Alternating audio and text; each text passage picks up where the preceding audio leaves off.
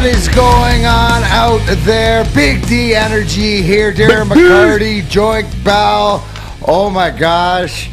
Bro, we got no supervision today. Just you and me. Obviously, no Sawyer on the ones and twos.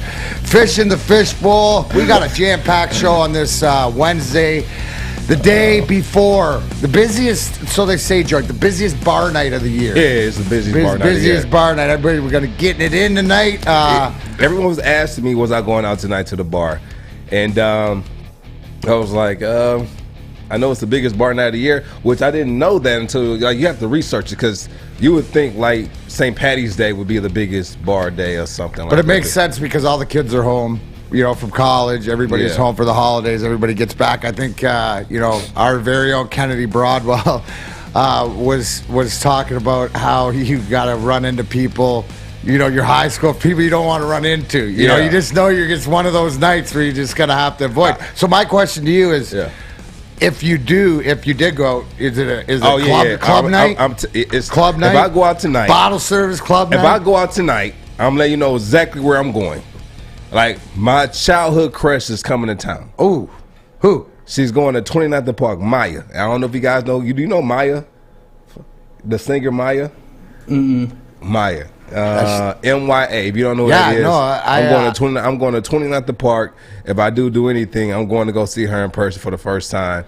And, shoot my shot. Get turned down, but I'm going to go to sleep a happy man. Attaboy, because why? Because you got to shoot your shot. Unless you shoot your shot. What you say, you dribble, you shoot, you hope for the best. There you go. That's all it is. I'm not going to shoot my shot. I just want to see her perform, man. I love her, though. Absolutely. No, that's funny that we talk about. That's one of the things. I know everybody out there has been missing Neil Rule, so we're going to bring him in. We wouldn't want to send you out to Turkey Day without him messing up your get-right pick or whatever. So we're going to have Neil's second hour. One of my favorite things to look forward to with the Detroit Lions and what they do as their hometown hero. So our buddy Roddy Cyrus is bringing in Mr. U.S. Army William Russell III. He's going to be in studio here. We're going to talk to him. One of the things that I think it's important that we call it like they see it, we as dysfunctional as the Lions are on the field, they do this right. Right. As far as and you've talked about it, what it's like being a player and having that emotion. I think just this Thanksgiving Day game, it probably means a lot extra. So it'll be nice to talk to Mr. Russell about all the service that he's done. He's got this repertoire, and that means a lot to all of us. And we can't tell them enough how much we appreciate them and how much we love to honor them for everything and the sacrifices they've done for this country. So it's great. And then on top of hometown heroes, you're going to have, like we talked about yesterday, we're going to have Big Sean performing at halftime. Huge. I think that's huge. I think the last time he performed on halftime, I think I was actually on the team. How cool is that? Yeah, it was pretty cool. We had got a picture on the sideline, like doing this. I guess he was on the field on our way out doing the pregame, and we was able to take a quick snapshot. So it was pretty dope. That's awesome. Now, will you go to the game tomorrow? No, I have the family in town tomorrow, so I will be at home. So you will. So that's for me, anyways. Obviously, having the double turkey dip or whatever, I like to watch it at home and eat as much as you can, and fall into the turkey coma and stuff like this. But everybody getting ready. Hopefully everybody's prepared. They've got all their stuff. Whether you're going out tonight, you're going to be safe. I know that I'll be down at the Wings are playing at home, coming off of that dreadful road trip, looking to bounce back. So I'll be down there. I got game day live and stuff to do tonight. But other than that, Joink, what we wanted to start out with, because obviously we're going to get to Michigan. We got a lot to start off with. We got it. The most important thing, and this is where where I was always told, don't start the show before the show. But the college football playoff rankings came out. We started the show about 15 minutes before the show. I said, save it for the show. We need that content, and I want your genuine content. So I don't want you to say it now to come back and say it later. I want you to save it for the show. But break down what we talked about earlier, and then let me chime in. All right. So, Sawyer, we throw up, as we've seen, the college football playoffs. Georgia, number 1. Ohio State, number 2. Alabama, number 3.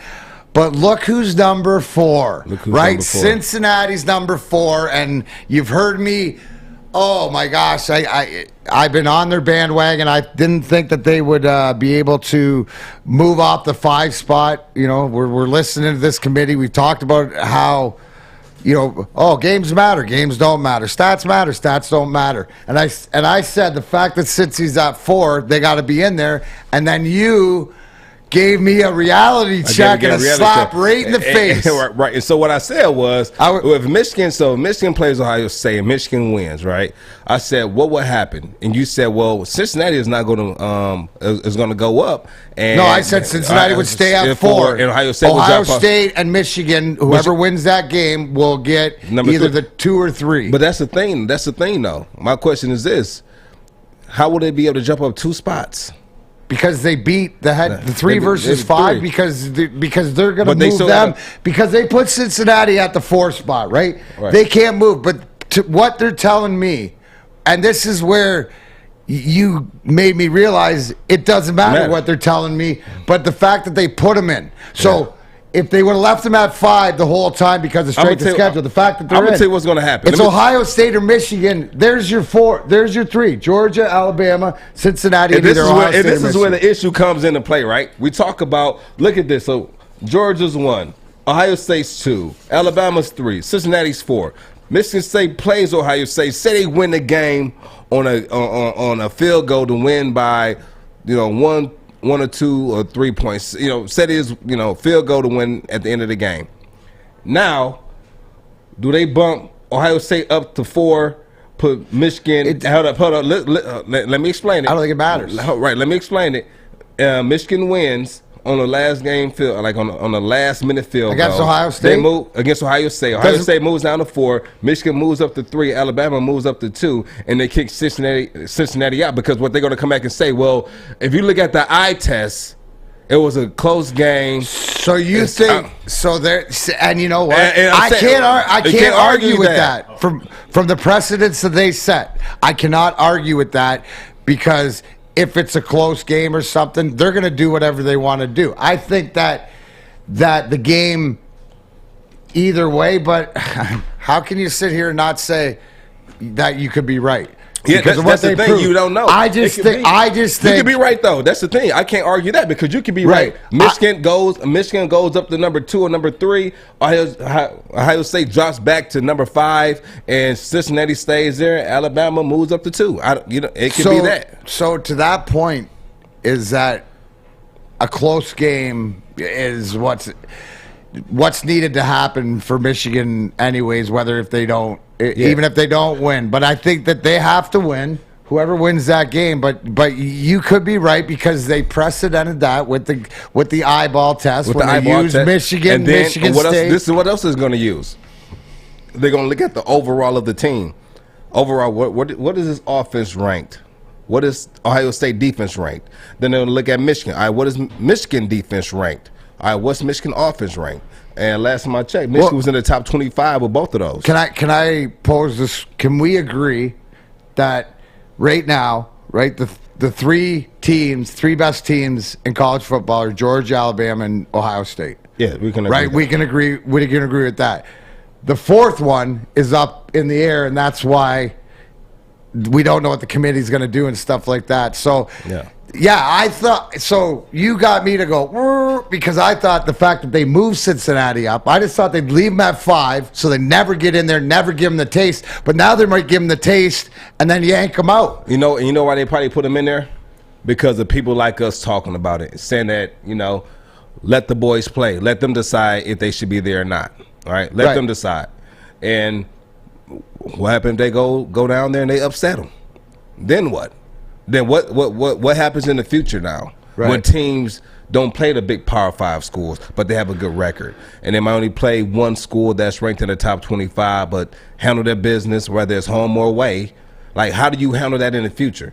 And so this game, if they do make the playoffs, is bigger than just Cincinnati getting in this year. It's for future teams in the future as well. Now, that's the bigger picture. Here's the thing, because it's separating the players from the schools, right? Because it's all that we say, well, you need a better schedule or something, but you can't if these teams are moving up and wanting to have the schedules, but the other teams don't want to play them, right? So you open a new bag, right? If you let them in, and that's a great point, Joint, because it's the future, right? What does this mean?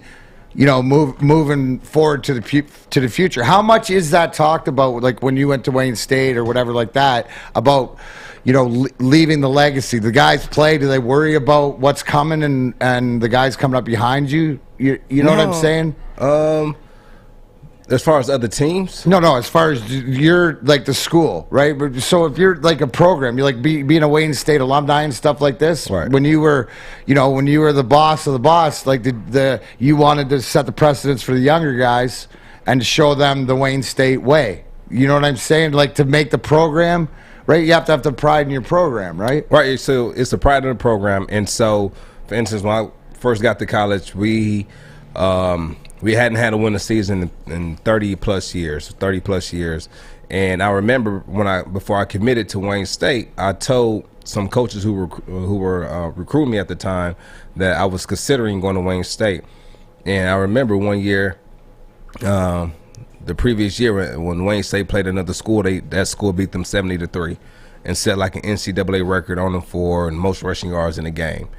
And they said, "Why would you go there? We beat them 70-3." So I went back home, told my head coach what they told me, and he said, "Well, when you go back and you talk to that coach, tell them that you weren't there yet."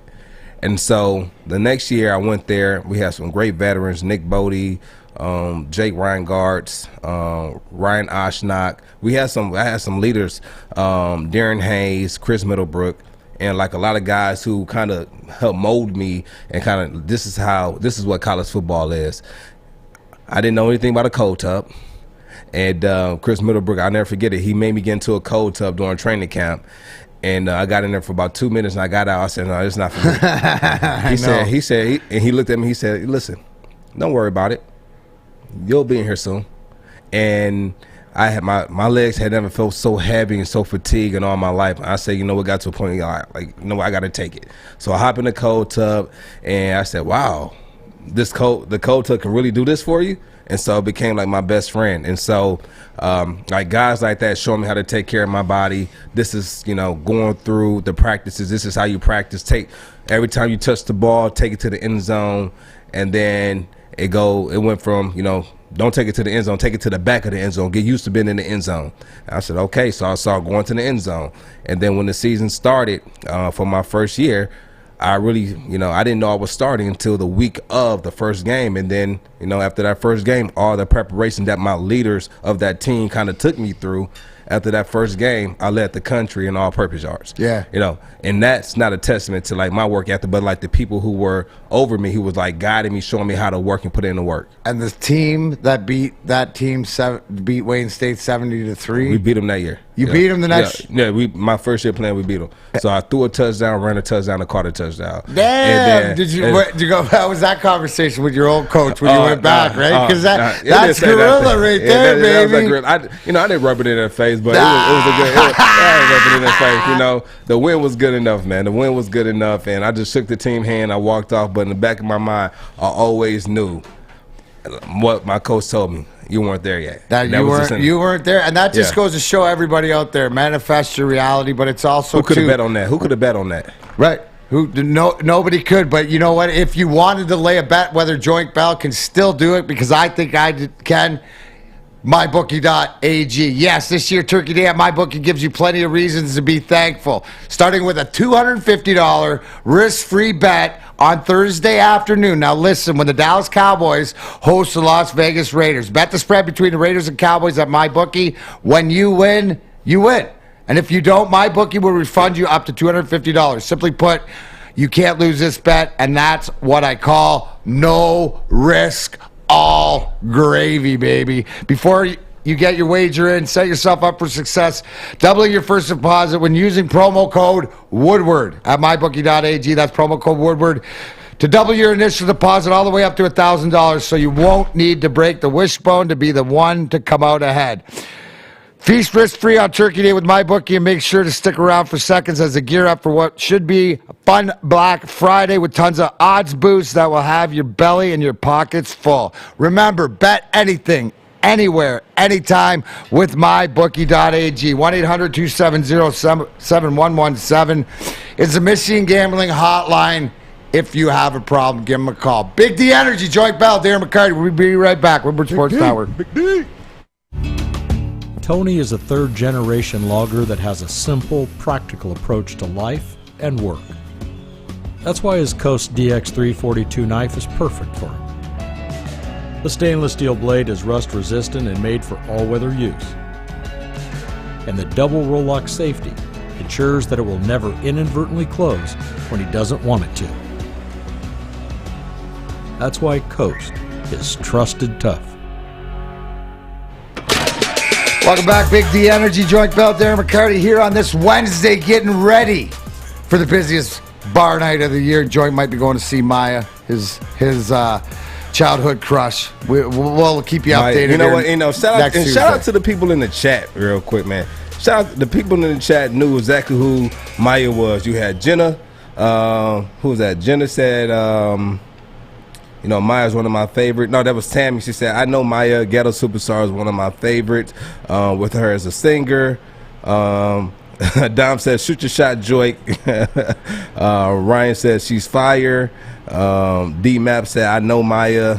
Maya low-key the baddest. D Smitty. And low-key, she is the baddest. Low-key? Maya is low-key. She's low-key the baddest. She actually married herself. She got married to herself. Oh, that's gorilla right there. That's gorilla right there. You know what's not low key? What's not low key? The big game this weekend, guys. It's not low key at Michigan State, number 6 Michigan, hosting number 2 Ohio State University, guys. And you know what? Woodward Sports and Gypsy Vodka will be there live, and you can join them for the game at the Brown Jug. Yes, the famous Brown Jug in Ann Arbor. On Saturday from 10 a.m. to noon, Braylon Edwards, Ryan Armani, Stick, Joey, and more for the live broadcast from Ann Arbor at the iconic Brown Jug to capture all the excitement of game day as the Wolverines take on the Buckeyes for the number 1 spot in the Big Ten. There will be drink specials, Michigan guests, and alumni. If you want to go to the game, show up. UM leads the series 58-51-6, but Ohio State has won 8 straight, 17 out of the last 20. And the last time they played, Ohio State beat Michigan 56-27. But it's a new year. Joint Bell, I go to you, my friend. Yeah. What are your vibes on this Wednesday going into this game? Have they gotten better throughout the week, or are you a little bit more hesitant throughout the week? You know what? It's tough to say. I'm not hesitant at all. It depends how they come out and play, right? It depends how they come out and play. So if Michigan comes out and they play offensively the way they played against MSU the first 2 to 3 quarters, I'm with it. The thing that I want to see out of Cade McNamara is knowing when to take the shots, knowing when not to take the shots, and knowing when to take the first down rather than going for the shot. It's going to be his decision-making. As far as him protecting the ball, I have no issues with that. I have no concerns with that. I think he'll do a good job protecting the ball. But at the same time, don't be afraid to take shots when you feel you can or when you feel the team needs it. I don't want us to go into this game playing safe. Don't play safe. You can't play safe. You can't play safe. This is the biggest game, but to me, the apparent difference is, can you get C.J. Stroud off his spot? Can you rush him, Ojabo and Hutchinson? That's to me what I'll be looking for early. Can they get the pressure? Can they make Stroud uncomfortable? Absolutely the opposite of what Michigan State did. Right, that game was over beyond. I hope it's within a 1, maybe 10-point game at halftime. But do you think, my question is, Joy, because this is what I asked earlier on in the week. I think I asked him Monday and you weren't here. All right. In this situation in this specific game, because last week Michigan State won the toss and they deferred, and I thought that was awful. And I know in football you say you want to defer so you can, get the points at the end and then get the ball back. I get it, double possession. But in a game like this, if Michigan, being at home, wins the toss, should they take the ball?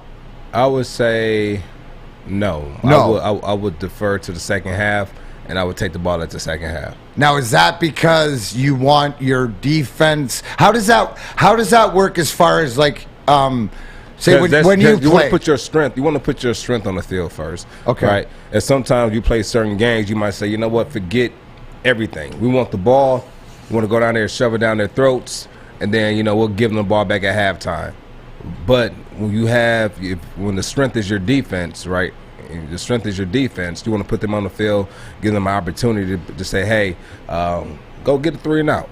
Go get a 3 and out. Get us the ball back. We score first, and we get the ball back at halftime. After halftime, and so it's going to be a mind game. The thing for me is, one thing that I don't want to happen is for us to get behind, and then Cade McNamara is forced to go for those long shots. I want it to come to him. And as long as he stays within himself and like against MSU, he took a couple shots that I really liked. Then it was a couple shots he took that, go for the first down. It's third down. Just go for the first, get the first, and we'll come back to that later, right? And it's just decisions like that, right? And they will have an opportunity to win this game. But in order for them to win this game, unfortunately, they have to play a perfect game. They have to play a perfect game. And perfect game means, getting Stroud off of his spot, getting him under pressure, make him uncomfortable in the pocket, because once he gets going, he has some elite receivers out there that can make plays. And right now, we don't want to get that going. I think to your point too is the discipline, right? The pre-snap penalties, lining up offside, any of that stuff they obviously can't afford to do. My question to you, what's it like? So at the Wednesday before Saturday, I don't know if you go back, to college. What are the Michigan? What's right now today? Because Thanksgiving's coming up, and obviously it's a big week too, right? Because Thanksgiving's in here. So how does the college kids, where's their mindset and their preparation coming into the Saturday game? Because it's probably easy to get too hyped up, or So what they probably do is depend, because I never played college ball going through Thanksgiving, right? I wasn't that fortunate, right? But what I have kind of seen is, you'll have practice today, right? You have a nice hard practice today. Then you'll have practice off tomorrow, and then you come in later. You'll be able to come in later on Friday, and Friday would be more so like another practice last walkthrough, because you're playing on Saturday, right? And so, you can do that, but with this game being what it is, I don't see them giving their players time off. Even if they came in on Thursday for early practice on Thursday, they're coming in for an early practice on Thursday. Then they're giving them the rest of the day off. And then on Friday, a walkthrough because you're playing and the other team is traveling, right? But both teams are going to have a walkthrough. And then it's game time on Saturday. It's game time.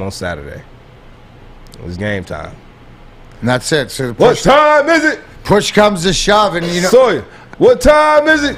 Game time. What time is it? Game time. Where the big dogs at? Ooh, ooh, ooh. Where the big dogs at?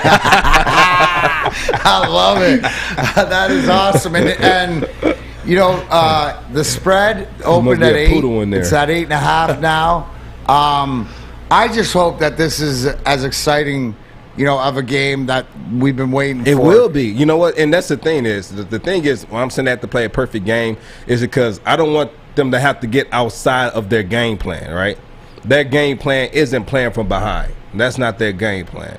But they can hold it within, a one score going into the fourth quarter with the opportunity to go down at the end of the game to either tie to go into overtime or to take the lead. I think that's our best opportunity to win this game, because I don't think it's going to be a blowout on either side, because we had this conversation early on in the year where we talked about who has a better chance at beating Ohio State, Michigan or MSU. And I say it's not MSU. They're not a better team, right? Overall team. Like, they beat Michigan, but that doesn't mean they're a better overall team. Right? And said better overall, Michigan will have a better shot at beating Ohio State. Now, take it. Ohio State isn't the same Ohio State they were at the beginning of the season. No, absolutely They've really gelled it together. They're playing at a high level, and they're making plays, and guys are getting more confident. But so is Michigan. Michigan, their guys are getting more confident. They're making more plays defensively and offensively. And so we sit back and watch this game on this upcoming Saturday. You really, like, it can really go both ways. It really can. You don't know. So, I'm sitting back, we're watching, and they have them ranked number 6 here, and they're ranked number 5 on on the other polls. And like, I'm just sitting back, on the CFB, they're ranked number 5. So I'm sitting back, I'm watching this game, man. I'm locked in on Saturday. And the best part, anytime as an athlete, when you can control your own destiny, right? You control your own destiny. They put themselves in a spot to control their own destiny. You know what's crazy? They don't. Michigan doesn't control their own destiny. Yeah, if they went out. Because Michigan State lost. All they got to do is win. All you got to do is win, no matter what.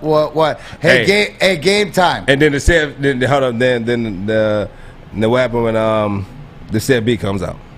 And they say, you know what? Michigan won, but they can't control that. They can only control winning. If they control winning, that's as an athlete, right? Because I'm as their coach, I say, hey, you put yourself in this spot. You take it out of the committee's hands if you're Michigan, if you win, because the way that everybody else has lost in the teams that you're going to have to win. Yeah, want Michigan in. They want Michigan in it. They really do. Yeah, no, they absolutely want Michigan in. We know that. They proved that earlier when they said the eye tests don't matter. So my question to you is, do you really think if Ohio State is ranked number 2 and they have Michigan ranked number 5 or 6, and they beat Ohio State, you think Ohio State is going to jump out of that 5, or you think they're going to put them at 4? Well, that's a good question, because they could go down to 4. They could go down to 4. Kick Cincinnati out. Right. That all depends. It all depends on how the game plays out or whatever like that. But to me, that's the ultimate kick in the nuts for Cincinnati. You tease them in there, they're all excited just to pull it away. Anyways, hey, Sawyer, where are we going next week? Where all the people can go. Is that Monday or Tuesday? Is that Monday or Tuesday? I think it's Tuesday. It's Tuesday, November 30th. Let's do it. Oh, yeah. Yeah. I mean, and it's the biggest bar night of the week, too. So you might as well pregame, have a little fun, go to the Folding Warehouse in Hamtramck, pregame with a little $2 mystery beer, maybe. Ooh. That sounds pretty good to me. So you put $2 in, get a random mystery beer back. It's great. You can have corporate events, family functions, just get-togethers. Me and my fraternity brothers would go down to Indianapolis, but why go there when you can go to the birthplace right here in Michigan? So if you guys are trying to do it, you can show up anytime, just pay and play, or you can rent a lane and go hard that way. It's a great time. I highly suggest you go. Go to Hamtramck, or go to Hamtramck and go to the Folding Warehouse, or go to foldingwarehouse.com. And this is BDE, and we'll be right back on the Woodward Sports Network. I'm looking to bring on another HVAC tech right now. We're recruiting 5 to 10 techs a month. We're looking to grow and expand. Every new tech we hire is from Northwestern Tech. The hands-on training is fantastic. They're always my first call. We love hiring Northwestern Tech grads. They come out trained and ready to work. Our program is only 10.5 months, and our next classes are starting soon. So why wait? I'm looking to hire Hire a graduate of Northwestern Tech. Northwestern Tech. Northwestern Tech. Your Detroit alternative to the normal sports blah, blah, blah. It's Woodward Sports. Welcome back to Big D Energy, Joint Bell, Darren McCarty, and my favorite segment, and the thing that I give the Lions props for all the time. The Detroit Lions and Kroger are bringing very special guests. We do it every home game. It's the Lions' hometown hero, and I would like to introduce everyone to State Command Sergeant Major, Senior Enlisted Advisor of the Michigan National Guard, U.S. Army retired, William Russell III. CSM Russell enlisted in the U.S. Army in May of 1989, served 10 years as a wheeled vehicle operator deployed to Saudi Arabia for Desert Storm, 1-year tour in Korea and Somalia before entering the Michigan National Guard with the 210th Military Police Company as a section sergeant in 1999. You've been at this a long time, sir. Over the next 20 years, he served in various leadership positions, deploying in Kuwait and Iraq. CSM Russell started as a private in 1989, and in January 2021 was selected as a senior enlisted leader, the highest-ranking non-commissioned officer in the state of Michigan, leading the nearly 11,000 service members of the Michigan National Guard. For his exemplary service to the United States, CSM Russell has been awarded six Army Achievement Medals, 3 Army Commendation Medals, the Meritorious Service Medal, and the Bronze Star. With more than 30 years of service and multitude combat and mission deployments, Big D Energy would like to say thank you not only to the Lions, but to you, sir, the hometown hero, Command Sergeant Major William Russell III, joining us here at Big D Energy. Congratulations and thank you, sir. And like I said, you've been through doing this a long time. You have a lot of responsibility over a lot of this time. But I guess my first question to you is, I guess what is this when you were asked about this honor and going to do this for Thanksgiving? What does it mean to you? Oh, it's a great privilege, Darren, and thank you for having me. Joy, nice to see you guys. It's a great honor. Being from Detroit, the East Side, watching many Lions games on Thanksgiving, the ups and the downs. But I wouldn't rather be any place in Ford Field on Thursday. You know, another question I had for you, obviously, being the highest on-ranking non-commissioned officer and leading as many men that we have, men and women in the National Guard here, what are some of the things that, I guess, from your perspective, that the public out here or whatever, what the National Guard or what you guys, are trying to do in the community, because you are a huge part of this community, and I don't think a lot of people realize as much as what's going on. So can you give some people some background of what the National Guard is?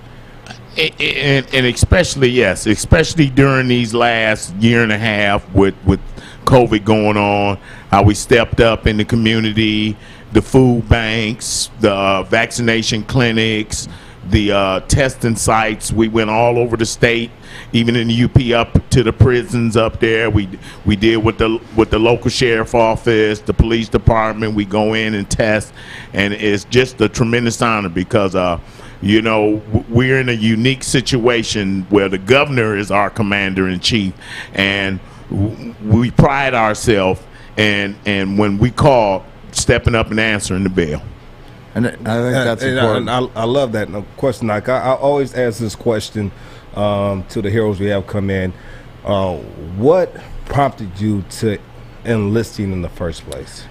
Like I said, growing up on the East Side, I needed some direction and purpose, and on a whim, I decided to go in to see my recruiter, and 4 days later, I was headed off to Fort Leonard Wood, Missouri, and it was the best decision over 32 years ago, best decision in my life. I've been all over the world, met a lot of great people, so, and doing what we do. Less than 1% of the American population serve and considered veterans, so it's just been a pleasure and a joy, and I wouldn't trade it for the world.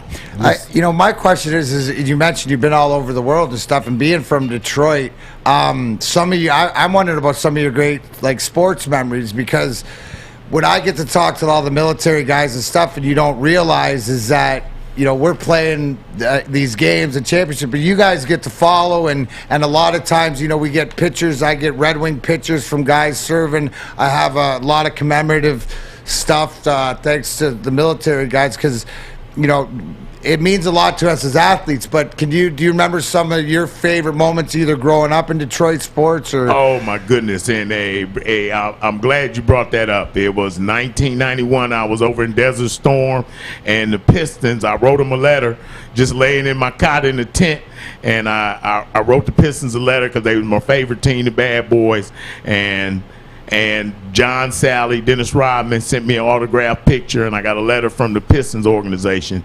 And then in 2002, when you guys came back from that 3-2 deficit to the Avalanche. Yeah. My brother-in-law was here. He was from Grand Junction, Colorado, and I was able to rub that in his face because he was killing me when he first came to visit because they went up 3-2, and when you guys stormed back and won the cup, it was just a great day.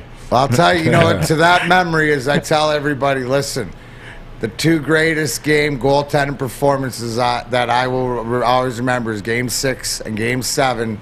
Dominic Hasek in the conference finals, shutting out Colorado 2-0 there, and then 7-0 here, or whatever like that. Love it, man. Love it. Now, question: when you were out on tour and you have all your friends from around the country, did you guys ever make wagers on some of the games? Most definitely. In Somalia, when the Wolverines, when they had the Fab Five, I was over in Somalia when they lost to North Carolina, the infamous timeout game. And I caught grief because I brag a lot on my Michigan hometown teams. I took a little grief, but it was still all worth it. We made it. Made it. I like so being obviously brought up Michigan last segment. Joy and I were talking about the big game at the Big House this week with Ohio State. How you got any inkling feeling that the Wolverines going to win? What kind of game we going to see here? Hey, listening to Joy, he hit it dead on the nail. Where if we can put pressure on Ohio State with just the front four, we stand a good chance. We already run the nickel package with 5 defensive backs out there, and like you're saying, we got to get Stroud off his spot. We got to make him uncomfortable, and we have to do ball control. I think Michigan State gave up on the run a little bit too quick, so we got to stick to the game plan. Run the ball. When you run the ball, that means less opportunities for Stroud and that offense to get out on the field. Yeah. So we got to ball control and stick to the game plan. Yeah, you look overall, I think we are a more balanced offense than MSU as far as run pass.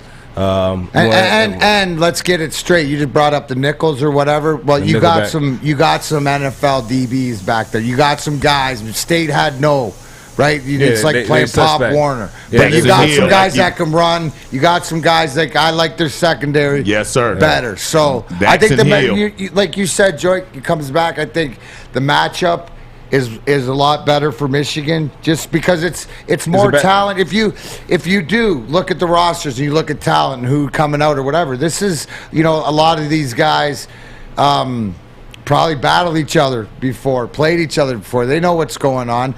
One of the questions I wanted to ask you, and I think it's important, and that it's Thanksgiving, is there a message from yourself or like the military message that, for everybody out there, being together, being thankful because, for lack of a better term, right? Ronnie knows that, talk about it all the time, but I mean, your life's job was to stay alive every day, right? Joy and I are trying not to get injured or trying not to get that career-ending injury and stuff like this. But your job every day is not to protect, but also to, you're into live bullet dodging and stuff. So I guess the perspective from a man that has seen it, has been there, and because you're from Detroit, Big D energy. Right? What's Big D? It's about you, sir. It's about all of us, Detroit versus everybody. So I think on Thanksgiving, I want to hear some OG words. Yeah, yes, sir. So what I first of all, I would like to send a special shout out to our men, our airmen, and the rest of the service branches out there serving overseas as not being able to be home with their family on Thanksgiving. And like you were saying, I'm at the point in my career, it's all about giving back. I had great leaders over the years that took me under their wing and say, hey, look here, Private Russell, this is what I need you to do. This is what I need you to do. The first time I deployed during Desert Storm, not knowing what the heck going on, trusting them. And so now it's my turn to instill that sense of pride and accomplishment in these younger soldiers. And like I tell the younger soldiers, by default, you are the next greatest generation. Nobody else in the chute. So we need you guys to step up and answer the call. But I think we're in great hands with this new generation coming up.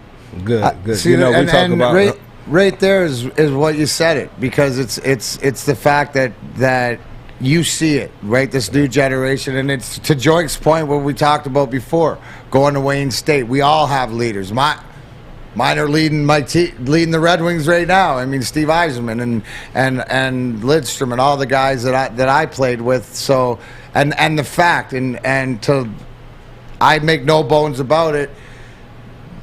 A lot of things in my transition and the way that I've done it, but you know what? Even and I tell everybody out there, I got a mil-spec, right? My right-hand guy's Nick Antonucci, who's an Army guy who's been a hero. Guy. So I met Nick at a banquet that we were having to help out with the veterans to raise money for suicide awareness. Great guy. Absolutely great. So that's and because of that military spec, because of like yourself, we're passing it down that I'm able to, I don't know, be the person and help be the person, but I couldn't do it alone. And it's just that awareness that we're all in this together. My last question is, what do you look forward to the most eating at Thanksgiving? Oh man, the ham and deviled eggs. I love deviled eggs too. Now, Joyke's got a ham and deviled eggs. Joyke's got the question of the questions for you, bro. Give me your question. You talking about for the food? Yep. All right, so you got the deviled eggs, you got the ham. Now, what's your dessert? Oh, pecan pie. Pecan pie. But if you had a choice, sweet potato pie or pumpkin pie? Sweet potato. There you go. Sweet potato. There you go. There you go. Sweet potato. I tell her, I say it jokingly, but it's the truth. It's jokingly, but I always tell them, listen, black people, we eat sweet potato pie, and white people usually do pumpkin pie. And but here's the whole thing, because I have both. As a white person, we weren't introduced into sweet potato pie until it's the same thing as you talk. Man, you're talking to a guy who loves soul food. Collard greens, grits, all that, but not being introduced to it, right? So once being introduced to it, you got to give us sort of a break. They were hiding that from us. And that was the same way with me. In 1989 was the first time I ever had pumpkin pie in the mess hall. So I grew up on sweet potato pie, candy yam, sweet potato pie, but the first time I had pumpkin pie was in 1989 when I was at Fort Riley, Kansas. I love it. Look at that. I love it. Yeah, you got time. I have one more question for you. Yes, sir. All right, so you spoke briefly about how your leaders and people above you and your commanders were how they would have to stay behind on the holidays. We had this conversation yesterday about what do you do when you start to lose motivation? Like, what motivates you then? Is it is staying alive? Is it your family? Is it you want to protect your country? Is it like you want to be the best at what you're doing? Like, what motivates you to keep going once you get to that breaking point? It's the man or woman to your left or right. You never want to let them down. It's your team. Now, I say I got two families. I got my military family and I got my own blood family. But, with the military, when you train together, you eat together, you play together, you work out together, and it's that man and woman to your left or right that you never want to disappoint. I like that's it. What it that's what it is, and that's what from championships or what the team at the end of the day is. That when it ain't about you, it's about the guy not letting the guy down next to you. So, congratulations. Enjoy your day. Thank you for joining us here on Big D Energy. That's State Command Sergeant Major and Senior Enlisted Advisor of the Michigan National Guard, the U.S. Army, William Russell III. Thank you. Enjoy your deviled eggs. I love deviled eggs. Thank you, sir. Hey, you guys have a happy Thanksgiving. Everybody in the comment section, give him a hand around the applause. We love having you guys on. There, look at Fish gives a standing O. You know what, guys? I know something that the command sergeant major doesn't need, and that's the machete from Coast Portland. But if he wanted, he could go to Coast Portland too and use WSN 20 for the 20% discount, just like you guys. We got machetes, knives, outdoors, lights, lamps, everything. Get ready. The leaves are coming down. You know what to do. CoastPortland.com. Been here since 1919. WSN 20. Big D Energy. Darren McCarty, Joint Bell. Be right back. Woodward Sports Network. Hi, I'm David Hall from Hall Financial. Did you know mortgage rates are still at generational lows? If you haven't refinanced your home loan yet, there's still time. Now is your second chance to refinance. You could lower your monthly payment, eliminate credit card debt, or even take cash out by using your home's equity. Call Hall Financial now to get started with your free 5-minute mortgage review. 866-CALL-HALL or chat with us online at callhallfirst.com. Fellas, football season is here. It's time to make your grooming experience easy like Sunday morning. Get to Lady Jane's Haircuts for Men. Walk in, relax, watch your favorite team play, and before you know it, your hair will be game ready. Get to Lady Jane's, open 10 to 8, 7 days a week. Walk in anytime. It's wicked awesome.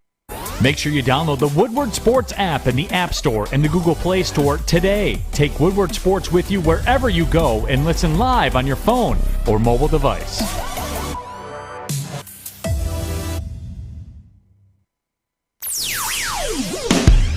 What up, though? And we're back. We are back. And we're back. What a great guest. Anytime we get the military guys in here and to understand that and this is life, guys. It's all about the person to the right, the person to the left. You know, you have your blood family, and then you have your chosen family and stuff like that. And speaking of choosing, guys, it's that time. We're going to talk about the Lions. Oh, man, we can talk about the Lions, man. We got to talk about the Lions. It's Thanksgiving because Joint, I'm happy. 3.5-point underdog. Forget it. You got to pick them. Even Terry Foster, the professor himself, says this is the game. You know why? You know why I have us winning this game? Why? Because who in their right mind would have thought Houston would beat the Titans? I know. Who in their right mind? I know. And so now that Houston has won another game, which no one thought they were going to win another game this season, now we have an opportunity to go out here and win this game and still secure our first overall pick. Yeah. Isn't it beautiful? Still up in the air. It looks like, I think the last thing I said is a 60% chance it's a 50-50. That was Dan Campbell's quote, which I don't understand whether Goff's in or Boyle's in or whatever. But one of the interesting things that our guy Corey Woods found out is that Dan Campbell sees positives that others don't. I am intrigued. Sawyer, can we hear about this? Because I am absolutely intrigued. So one thing that has been constant with this team is they fight week to week for you, despite the record, and that's one thing that you've highlighted every Monday. But besides that, what are some of the positives that you can take away that you've seen up to this point that maybe everybody else is not aware of? Well, defensively, we're getting turnovers, which I think is pretty big, man. You know, to give yourself a chance and to play good defense, you need to get turnovers, which we are. And, you know, I think there again, I think we've got the most amount of rookie play time than anybody in the league, or maybe the second. I don't know what that is, but we're getting invaluable growth and experience out of our young guys. And, you know, that hasn't shown up in the win column, but I do feel like these guys are growing. And, you know, the more investment we're getting now, it'll pay off. And there again, I'm hoping it'll pay off big before, you know, next season. We're hoping this thing, you know, comes at any time. But they keep putting out the effort. They keep working. It's a good core group. And, you know, I bring it up one more time.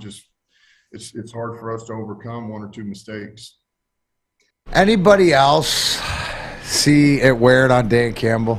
I mean, on his face, on his and the care and stuff like that. And yeah, we can agree with the work ethic is there. You know, the guys doing their best. And you brought this up to me, Joint. It's talent, right? At the end of the day, it's about making plays. You were talking about a bunch of different plays throughout different games that you could pinpoint where guys don't make plays. Yeah. Right. So, what's the old adage about? That's why he's on defense. Yeah. So it's just me watching the game and me kind of critiquing the play or giving back feedback of what I'm observing. And the thing that I'm observing is that we're in position to kind of ice the game or, you know, change the momentum of the game in our favor, and we just don't make that play. And at this point, it's not, you know, it's no coaching that can make a defensive player catch an interception, right? It's just to your point. Is it coaching that puts the player in the position to make that interception? So should we be looking at the guy's not executing, but they being there, that's better than not being there at all? Does that make sense? So are you seeing better?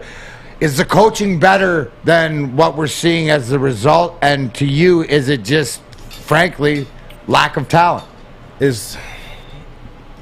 I'm not even going to say it's lack.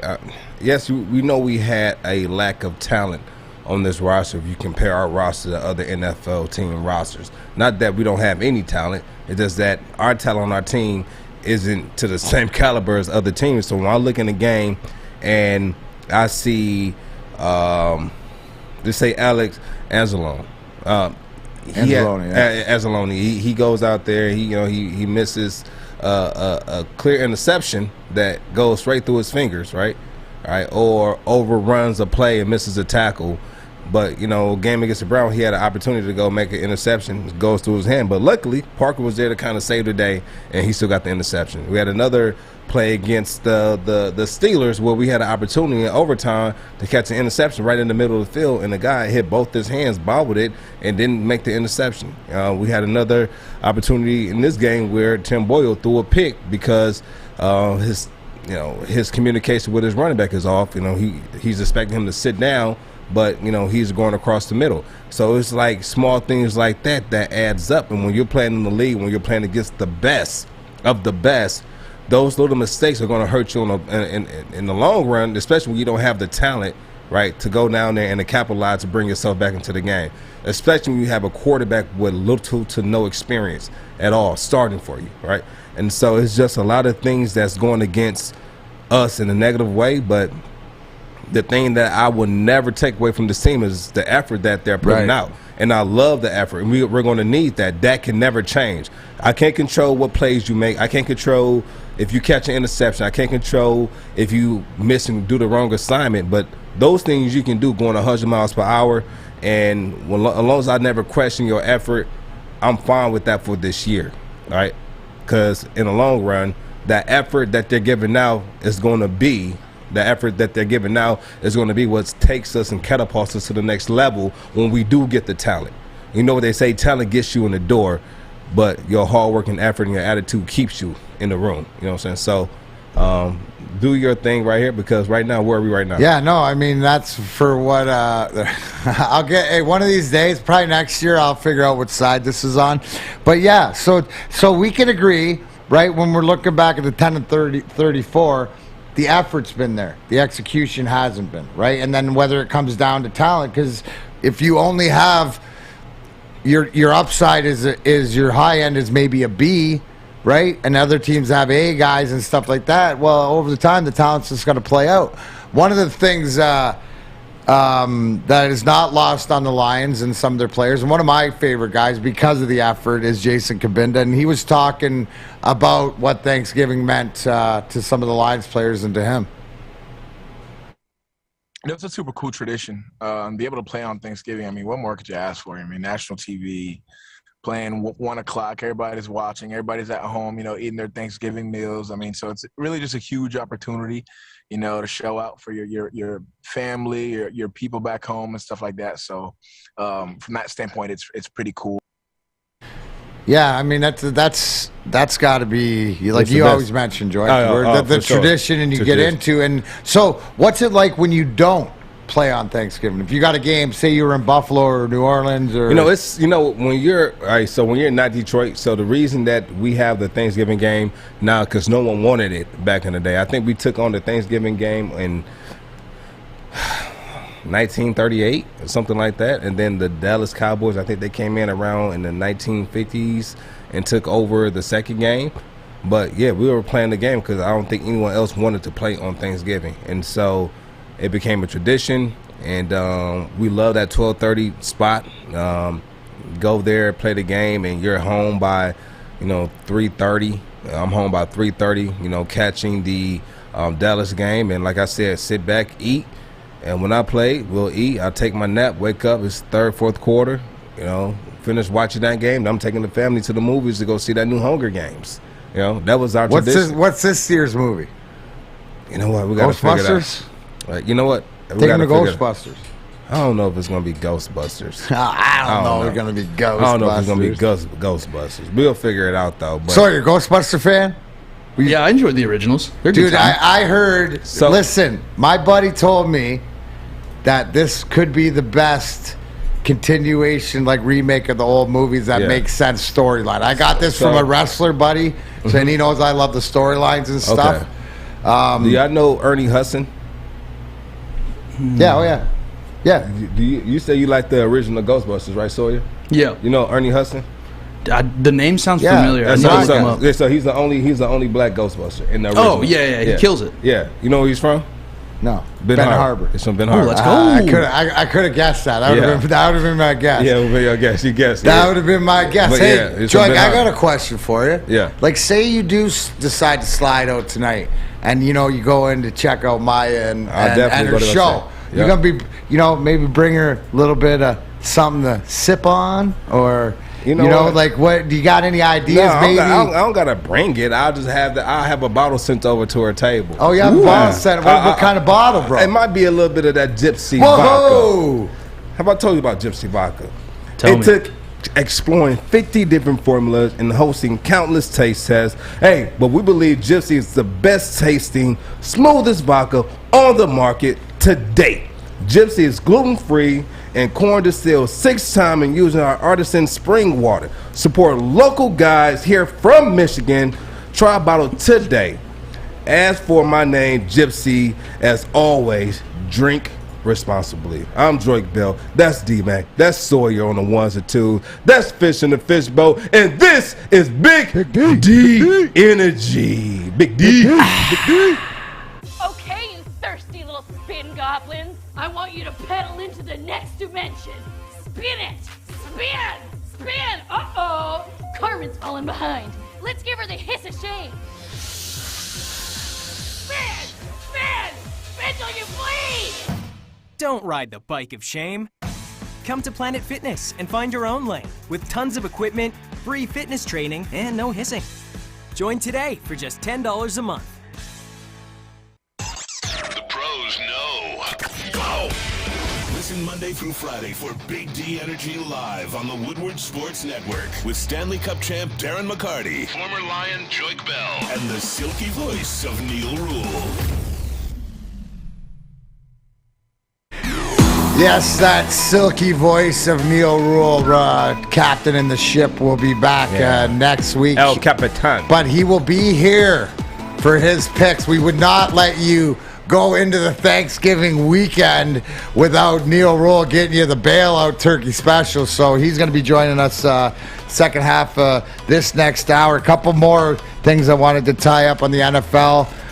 The Giants fired offensive coordinator Jason Garrett after the 30-10 loss at Tampa Bay. Joink, are you surprised?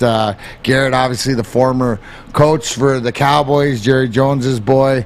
Sawyer, can you read that?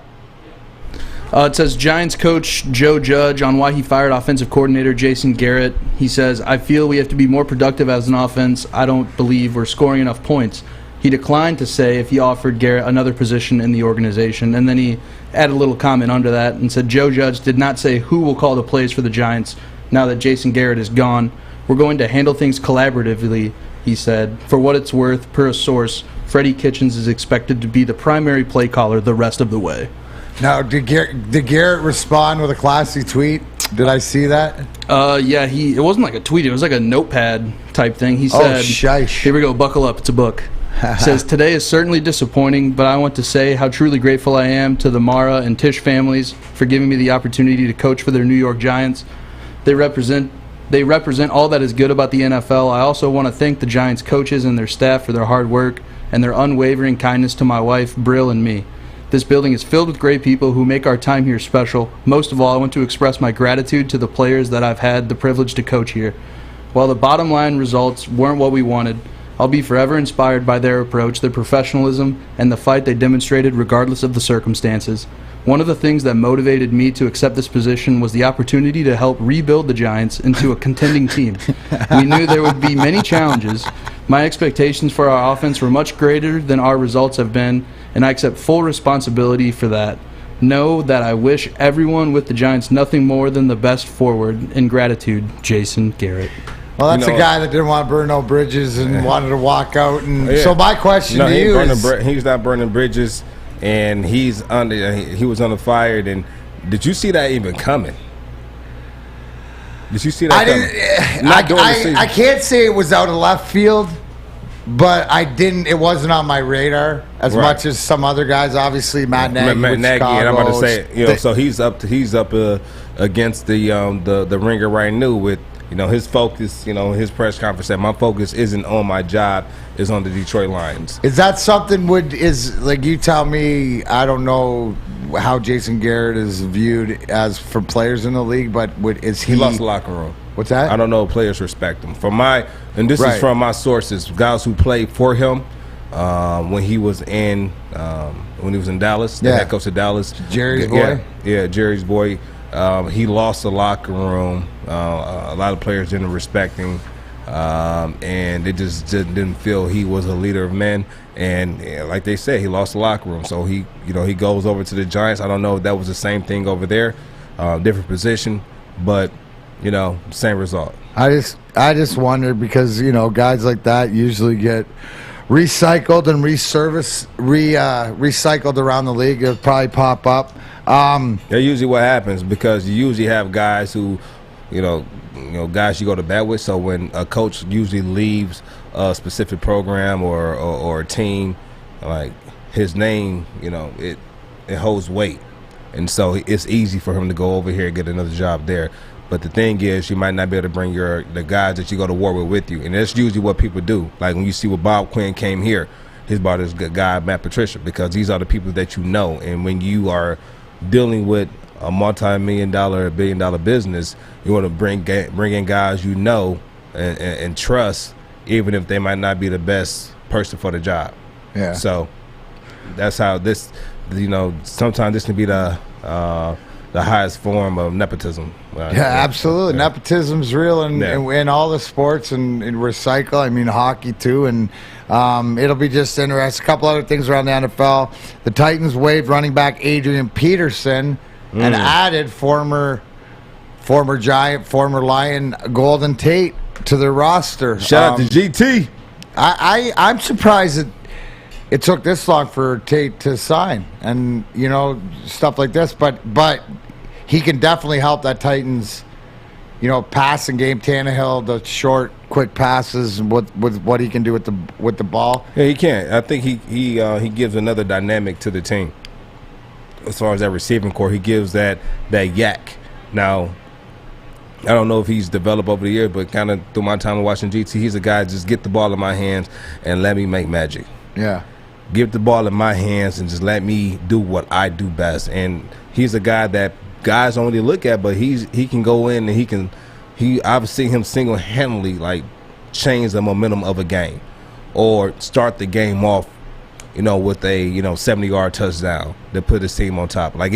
I've seen him do that in person, and so this is definitely a win for them, and I'm excited to see what he does there. What about Adrian Peterson? Is this it for him? I don't know. I don't know because he wasn't playing terrible. No, I mean even against Houston, he was averaging over 4.5 yards to carry, 4.4 yards to carry. So he's not playing terrible football. It might not be the eye popping, but he's only getting 9 carries here one game, and the other games coming in getting a few carries, trying to get his feet under him, and so I don't think it's I don't think it will be his last one for team that's in dire need of a running back. I think a guy like AP on your team won't hurt you. No, true professional. Another thing I wanted to get to, Sawyer, Baker and Emily Mayfield are in the news, and they're mad at the Browns fan. And I saw a tweet from Baker saying, well, those ones booing are probably the same ones that were booing or yelling when we were on offense, right? Just whining. What was the and then Baker's wife, Emily, who we see in the State Farm commercials or whatever, she came out and she said what? No one better say anything bad about Baker Mayfield after this game. I don't think I've seen toughness like this in a while. Maybe the rest of our team should take a hint and get tougher.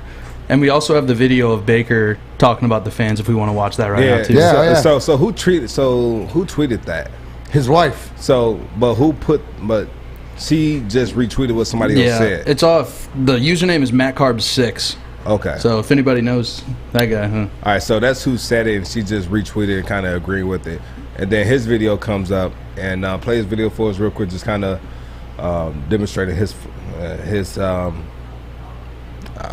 his emotions towards the people that were born. Baker, what did you make of some of the booing there in the second half from the fans? Those are probably the same fans that won't be quiet while we're on offense and trying to operate, so don't really care. Baker, what did you make of I love it. I love it, dude.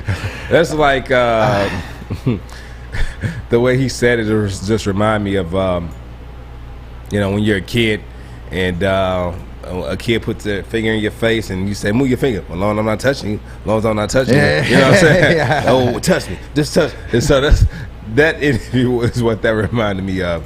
But he played. I don't even see why they played him because dude definitely hurt, and I don't think we're questioning his toughness. No, I don't think ever questioned his toughness. So, that's the expectations on that Cleveland team. Obviously, what are you gonna do? They're figuring their way out, but I don't see them being there in the end. And that's, a lot of turmoil, and I'm going to tell you somebody who saw it coming. OBJ saw it coming. Said, I got to get out of here. He saw it coming. He said, this is not the spot for me. On paper, we look good, but I got to go. It's just something that just was not clicking there. And like I said, I commend him on how he handled it because he could have took it to social media. He could have been saying a lot of things that was in the best interest of that team in himself. And it was a marriage that didn't work out, and he asked for a divorce, and he did it amicably, and they were able to part ways without burning bridges. And it happens. No, but that's it. And do you think that goes to because, right, where I look at it and say, well, that's the OBJ showing maturity. It is. Right, because of the way that he handled things in New York and now going on. And to your point, as he handled that as professionally as possible as he could and ended up, I think, where he wanted to be. Yeah. Do you think it's going to – what's your gut feeling? No. If it doesn't work out here in L.A. for him, and this is the place where I know for a fact that he's mentally he's in a more mental stable environment where he can kind of blossom and be himself, and he's around his friends, and like I said last time I heard, he had a home there, so he's saving money there as well. He doesn't have to rent, and he can just be himself, and he's on a team where he doesn't have to be that guy. He can just go out there and be a player who goes out here and make plays here and there. And if this doesn't fit for him, I don't know what other team he can go to that would be a better fit, especially with one of their star receivers going down, him stepping up and being the second most influential receiver on that team.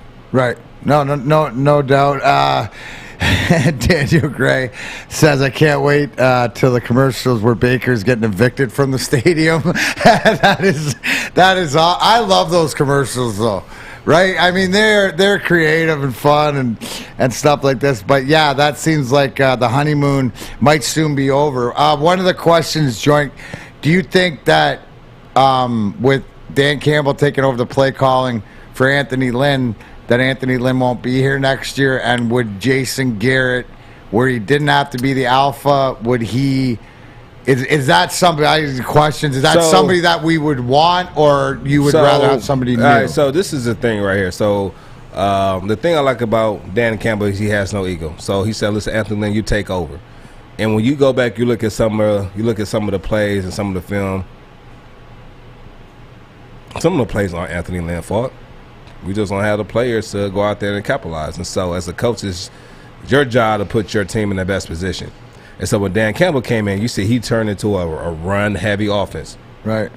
We're a run-heavy offense now because that's our best. Except when it matters, 4th and 1 or, whatever the case may be. But if you go out there, you know that if you look at a game and you look at the pass attempts, and there's more run attempts than pass attempts, we're a run-heavy team. Right. We're running heavy. But that's what we should be with DeAndre Swift, with whatever out, because of the receivers we have. We don't have. Yeah, that's exactly. So Dan Campbell is doing what a head coach is supposed to do. And even Anthony Lynn came out and said that, hey, I have no issue with moving over, because if I was a head coach and we were going through this, I would have done the same thing. I think he said he did it before, too. He's done the same thing when he was the coach and removed his OC. So he's been in that position so he can get it. But my question is, Jason Garrett's out of a job. It don't matter. We're not bringing him here. So he ain't coming here. So we don't want that in our locker room right now, especially with his track record with players. We don't need. I think our coaches that we have now are fine. Even with the sources that are coming out and saying that Anthony Lynn and Jared Goff didn't have a good relationship, and so that's why Dan Campbell stepped in, and then Jared Goff comes back and said, I don't even know where that came from. Right. I'm just we talk on a day-to-day basis. Like, we have a great relationship. So this is out of left field, and so then it goes into Dan said there's nothing wrong with Anthony Lynn, and but we'll see if Anthony Lynn is still the OC next year when we come back. And as you look at his conference, his call or his press conference, he talks about how he sees some good in Jared Goff, and understand Jared Goff is going to be here for the rest of this year and next year because of his contract, and so he wants to keep a healthy environment, and he doesn't want to talk down on his quarterback, because why? That's going to set in with other players on the team. Say, why would he dog his player like that? Right. He hasn't done anything wrong except play bad, right? So if he's and so the one thing I like about Jared Goff is that he's accountable. He does the interviews, he talks, he answers the questions, he doesn't dodge the bullet. But my point to Jason Garrett, if he wanted to get out of coaching and start a new career in something else, got any ideas? I'm pretty sure they can use some more people over there at Northwestern Tech. Ooh.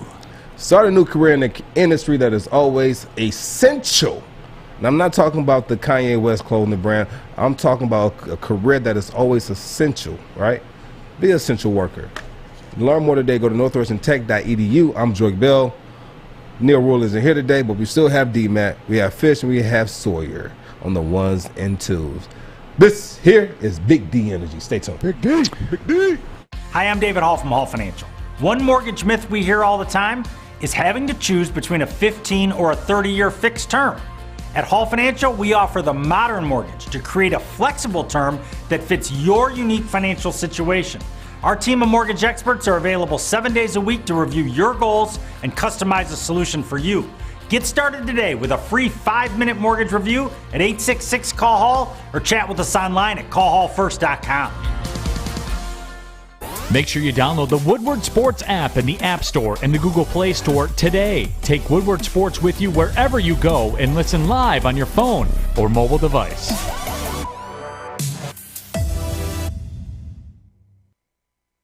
All right, guys, right here, halfway through the show, and you know what? I've been seeing it. Somebody asked, and I was waiting for this moment, because you know what, guys? This is my favorite part of the show, next to the military guys. It's giveaway time. We got a winner for the Turkey Games. And Sawyer, am I right that it was selected from our show? Got that glock. Yeah, from my sources, I've heard they were selected from our show. Well, so we got gold fingers in here. For no further ado, congratulations to... Yeah, we got the video. Let's roll it. Let's roll it. It is Joey from Woodward Sports, live from Meyer in Royal Oak, and we are here with our 2 finalists for the Woodward Sports Turkey Games. Let the games begin. We out here, gobble, gobble. Gobble, gobble. You must accurately and precisely cut out the shape provided to you with the pin, or you can use your hand to break it. They both broke. They both broke. Now we got to play paper, rock, scissors to see who's going to sit front row. This one right here is the winner. Front row, Lions tickets, Thanksgiving. All right, we'll go with it. Ready? Rock, paper, scissors, shoot. The first ever Woodward Sports Turkey Games winner. How does it feel? Man, I feel ridiculous in this costume, bro. Let's be honest here. But he gets a turkey. Happy Thanksgiving, and thank you for watching. Why they do a real one like that? Why they put him in a turkey gobble? I love it. I love it. But why isn't Joey in a turkey suit? I mean, that's just not fair. And the old, they went basic roots. Rock, paper, scissors. Rock, paper, scissors. They went to paper. Hold up, no. Paper's the winner, destroyed the rock. It's not fair, though. Whoever plays rock, paper, scissors, shoot, and only go one. You know, it's always best 2 out of 3. It's always best 2 out of 3. Well, as you saw, they were supposed to do the cookie cutter, and they both failed, so I guess their option was rock, paper, scissors. That's not what I'm saying. No, they I know. can play I know rock, what paper, you're scissors, saying. But they have to win 2 out Yes, of 3. I If I'm agree with wrong, people in the chat, No, please you're right. tell Yeah, me I I'm swear. wrong, because the way I grew up, when I'm came to Detroit, it's always been the best 2 out of 3. Yes, it has. You know, rock, paper, scissors, shoot. Okay, you win 1. Rock, paper. Okay, it's even. Rock, the next one wins. But it's always 2. Am I wrong, Sawyer? Oh no, you are 100% right. Have you ever played rock, paper, scissors where you win 1 time and that's it? No, never. It's always been best 2 out of 3 for me. So that's just the grind. It's the grind. It's the grind, because you might luck up with 1, but to get 2. Oh, that's where the real skill comes in, right there. That's when the real skill. Because now I'm in your head. Now I'm in here. As a matter of fact, hold up. Put it on me, D-Mac. D-Mac, let's go right now. Best 2 out of 3. Oh boy. All right. I got you just right hand. Are you ready? Yeah. Go. Hold up. Who? And 1, 2, 3, shoot. Right. Rock, paper, scissors, shoot. Yeah. Put in the chat right now who you think is going to win, me or D-Mac. Go ahead. Put 2 out of 3. Here we go. Ready? Rock, 1, 2, paper, 3, scissors, shoot. Oh. 1, Rock, paper, 2, scissors, 3. shoot. Rock, paper, scissors, shoot. There you go. I was in his head after that first one. I was in there. And in my head, I didn't care. That's the thing. You got to care. Joint Bell, the cerebral cortex, the rock, paper, scissors winner. Hey, you got front row tickets and a turkey. We actually got the winner's name. Yeah, that would be a help. His name was Dason Hughes. Dason Hughes. What is it? Dason Hughes. I know I'm probably butchering his last name. But how you spell his last name?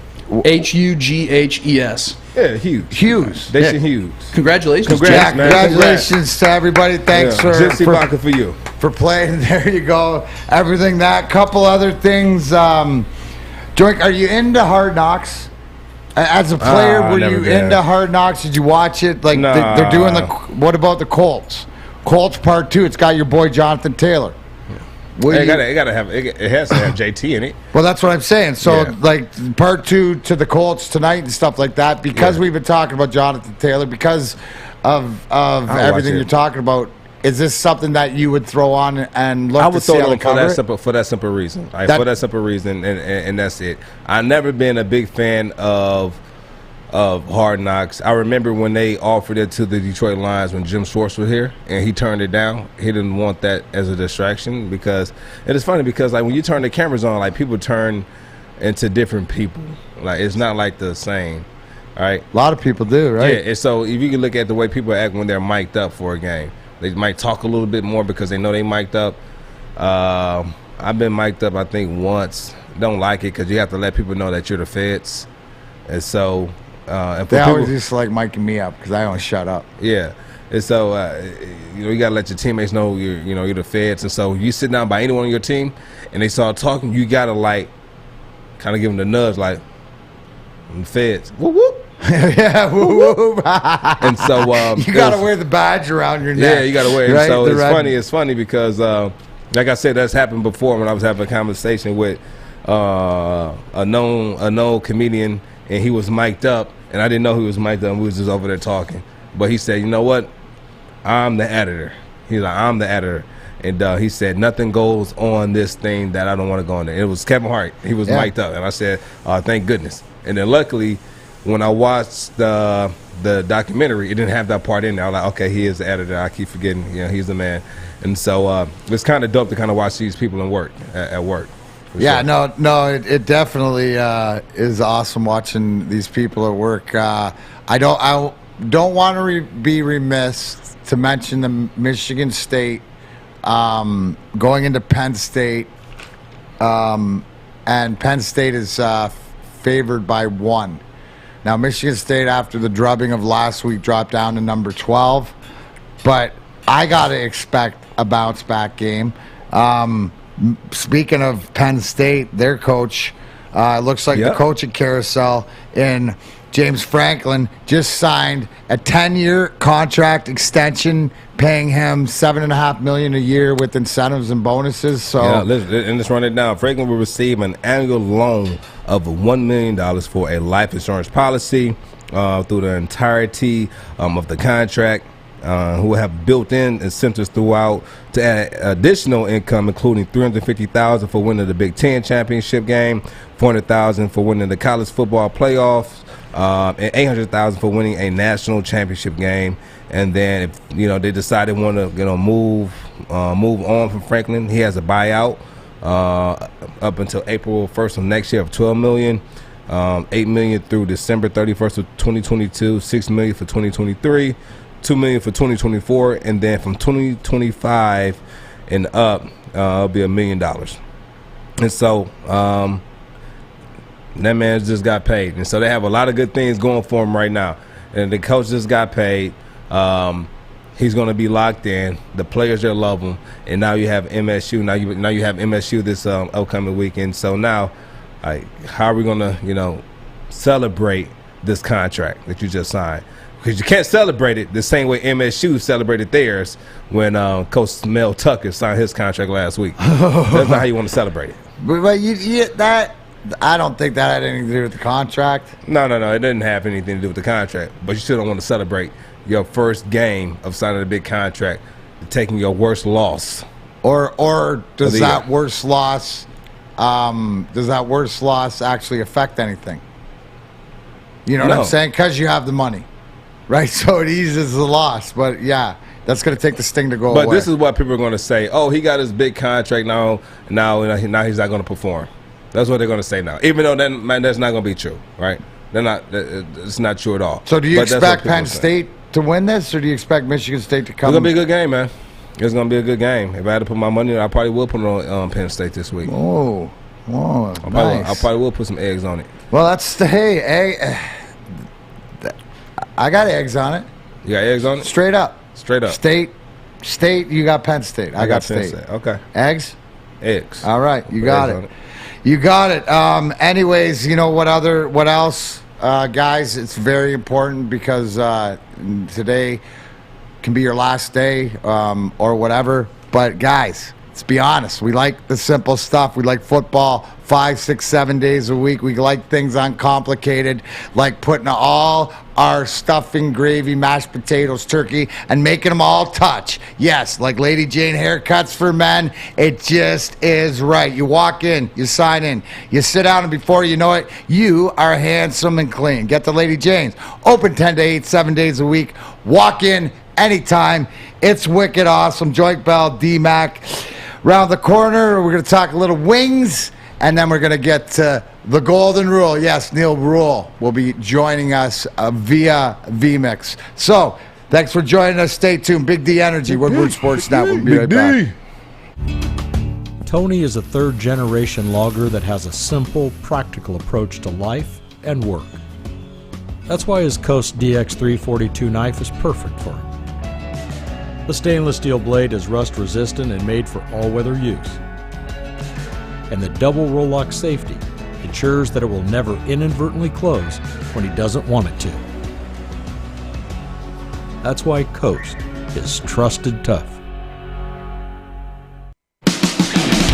Welcome back here, Big D Energy. Thank you for joining us on this Wednesday, day before Thanksgiving, all the turkey and stuff. Big tradition, too, down at LCA tonight, the Detroit Red Wings, 7 o'clock game, right? Not your regular 7:30, 7 o'clock game. I will be down there doing Game Day Live.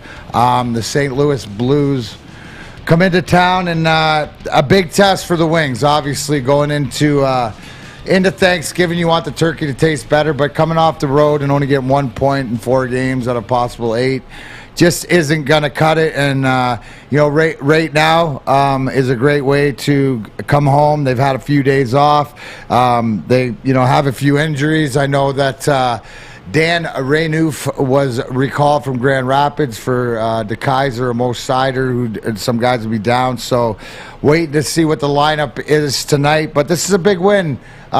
Big game for the Wings to get back on track, use LCA. So hopefully there'll be a packed house tonight.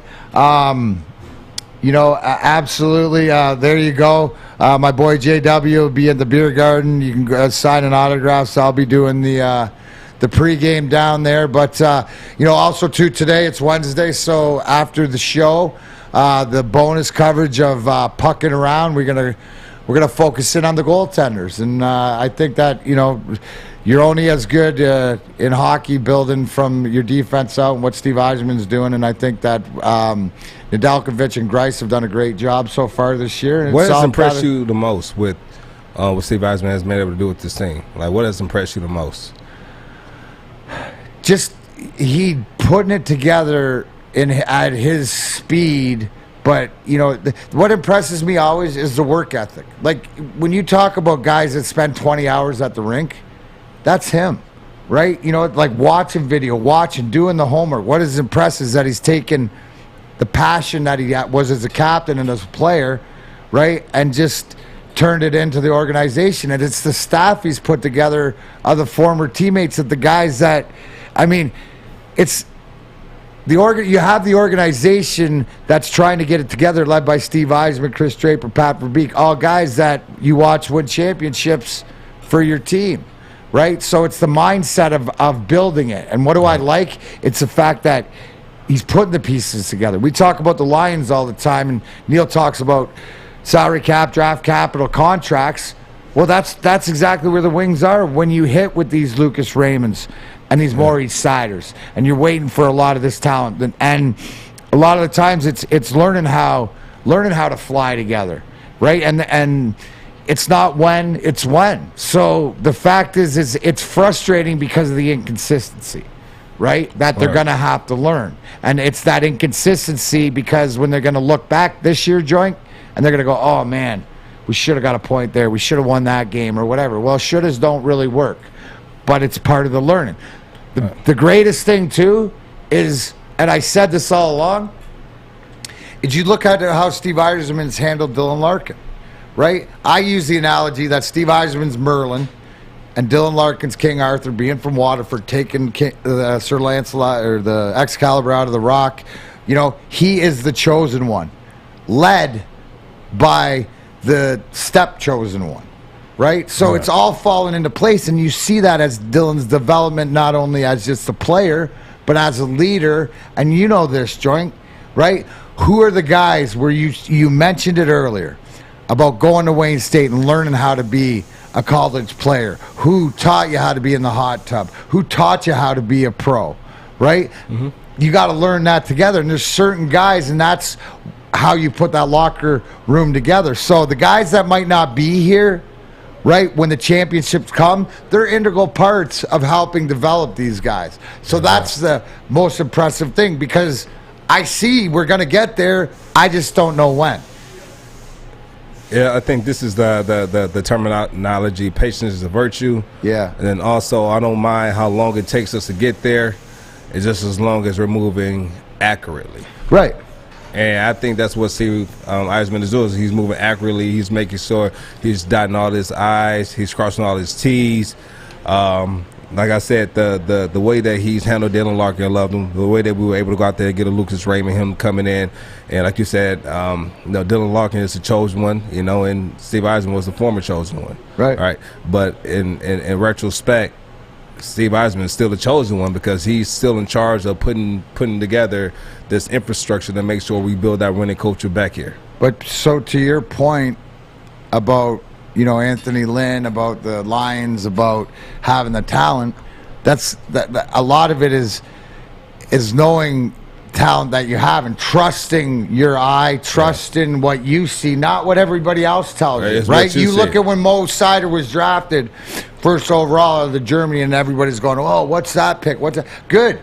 Because you know what? If everybody doesn't know about it, and Yzerman knows about it, Draper knows about it, they've done their work.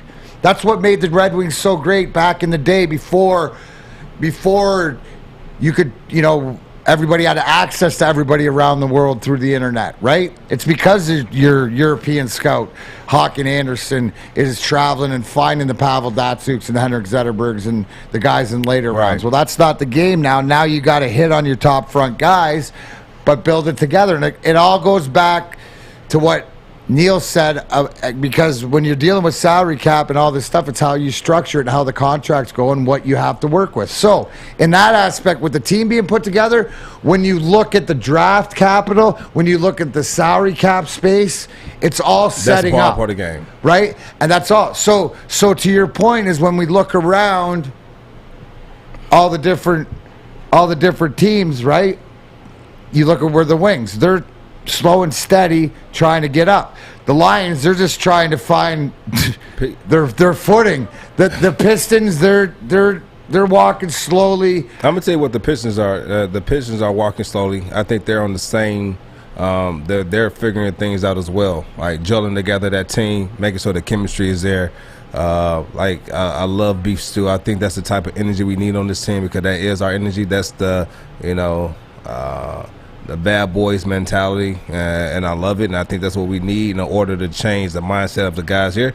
And I remember when I don't know if you were here, but when we had Troy Reeve on for the first time, he said he wanted to build this team with the identity of the city, and that's what he's been doing. And you can tell he's doing that because of, I'll give you a perfect example, what we saw the other night with Isaiah Stewart. Like, that's what we saw the other night. And so I love that. What Brad Holm is doing is it's more pieces that he has to fill than other sports. And so it's going to take more time for us to see it, right?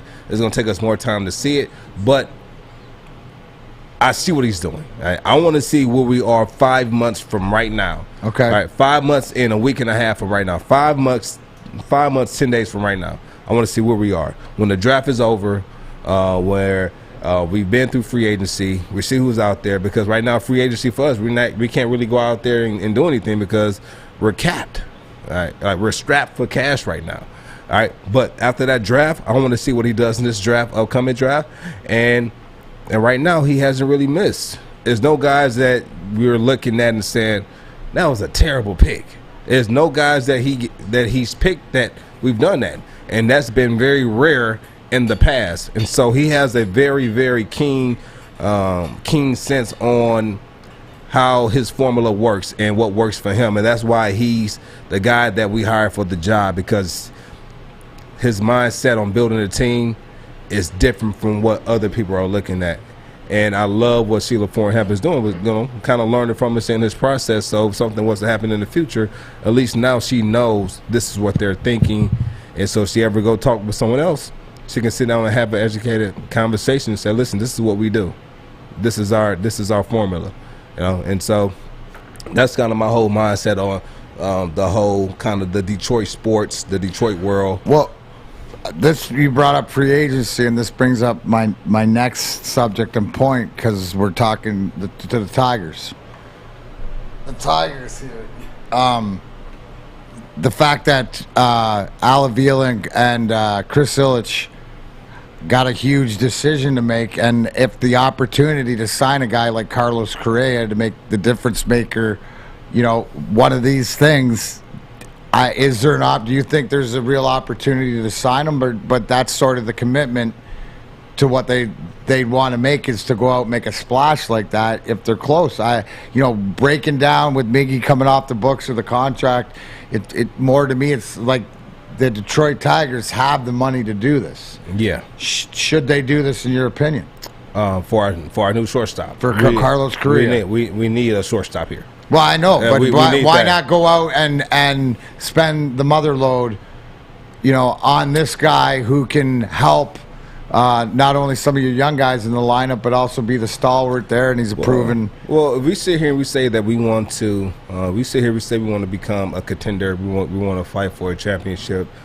Well, we have to spend that type of money, because right now I think we're in the lower third of spending in the MLB, and when we were competing for a championship, we were in I believe the top 5 in the MLB in spending. I think in order to build a championship team, you have to spend the money. All right. I don't know. You tell me what you I'm going to bring. Hey, listen. I'm going to bring Tom Mazaway in here. I'm bringing him in for his New York investigative services in the next segment. I got a really, really cold case to break through. But since you're sitting there, Uncle Tom, you think Correa is a play for the Tigers? Think about what we're talking about. Not your Yankee fandom, not anything else. But as a Tiger to spend this money, this isn't like outrageous bad deal. This actually puts them right where we think it does, doesn't it? If they did it, yep. They haven't spent money in 5 years. They've got the capital. They've got what they need, Mac. It's time that the Ilitch family gives back the Tiger fans what they had years ago. It's time to make them a player. Carlos Correa makes them an automatic player. But here's the one thing that I look at: if you sign Correa, doesn't that almost automatically mean that you re-sign AJ Hinch, right? Because he's not going anywhere. Well, he's got out. Yeah, he's not going anywhere. Listen, but what I'm saying, you don't sit there and say that. You can't say he's not going anywhere. He's not. Why would you go anywhere? Did you just spit out a denture? I just coughed up a lung. Listen, you got you can't. Yeah, we don't think he's going anywhere, but if he doesn't get his guy, and what if his guy goes somewhere else and there's another team? You can't say that. But doesn't it almost guarantee if they sign this? And then do you think the numbers, is it 350 for 10? Is it 300 for 10? Are you going to have to overpay? It'll be right around 300, 310. What's the difference? 10 million extra on 300 million. The kid's 26 years old. So he'll be 36 when the contract's over. That's still less years than what Miguel Cabrera is now. And would you give back Miguel Cabrera's great years just because he's not been great the last 4 years? No, I wouldn't give him back. No, you can't. I'd sign the kid. He's getting paid, right? Yep. They already signed Eduardo Rodriguez. They got their pitcher. They got young guys coming up. They do have, and we spoke to Lynn Henning about 3 weeks ago, they've got some shortstops coming up that are pretty good. And I forget the kid's name. But if they don't sign Correa, it's probably for that reason. They'd go a little cheaper. Maybe they get Chris Taylor for a few years and then bring the kid up. Because Chris Taylor could play 7 positions on your team. Yeah, but then do you want a utility guy or do you want isn't he the glorified Don Kelly? He's better he's than better. Don Kelly. No, I mean he's Shane Halter. Remember Shane Halter? Oh yeah, but that's the thing. But then when you do that, you're taking years away of winning now or competing now or being better. Well, he'd make them better, quicker. Man. They're a couple of bats and a couple of pitchers away from being really a solid playoff contender. Really, they played terrific last year, especially towards the end of the year. Well, they had one of the best records since May, and they throw April American out. They make the playoffs. Yeah, so that's Tampa Bay broke the bank. What's that? Tampa Bay, who never spends money, went and signed their own rookie, Wander Franco, for $223 million yesterday. They never do that. No. So if they're spending money, it's time for the Tigers to start spending money. Well, it's time for the Tigers to spend money, and if you want to spend money downtown for the Lions pregame, yes. Woodward Sports live for Lions pregame. You know it, Lions versus Bears, sponsored by, yes, Joe Cuervo, Jose Cuervo, Tin Roof, downtown Detroit, 10:30 to 12:30. We'll see you tomorrow. Kickoffs at 12:30. Go F you, Maz. Braylon Edwards, Ryan Armani, Maz, Jade from Riff. Kennedy and Moore will host pregame live on Woodward Sports from 101 The Riff. Then Lions postgame on Woodward Sports with Jim Beam. Yeah, you can get your Cuervo before and your Beam after. With Stick and Anson. Sawyer, you there this week? Going to Indiana for Thanksgiving, so it won't be there. Okay, no Sawyer, but I told Stick and Anson to switch chairs. That might help. 2-minute warning, watch party after. Party for every Lions game. We're at the Brasswell corner, Adams and Woodward. They start live streaming right 2-minute warning. Every Lions game, get their reactions, crowd interaction, DJs, drinks, Woodward VIP section with food and more. Make sure you stop by after every Lions game at the Brass Rail and get those tater tots. Loaded tater tots. Phenomenal. Pizza. Anyways, when we come back, we are going to have the captain, the golden rule, Neil Rule. And before we get to some picks and talk football, he got some splaining to do, Lucy. Woodward Sports. We'll be right back. Fellas, football season is here. It's time to make your grooming experience easy like Sunday morning. Get to Lady Jane's Haircuts for Men. Walk in, relax, watch your favorite team play, and before you know it, your hair will be game ready. Get to Lady Jane's, open 10 to 8, 7 days a week. Walk in anytime. It's wicked awesome. Make sure you download the Woodward Sports app in the App Store and the Google Play Store today. Take Woodward Sports with you wherever you go and listen live on your phone or mobile device.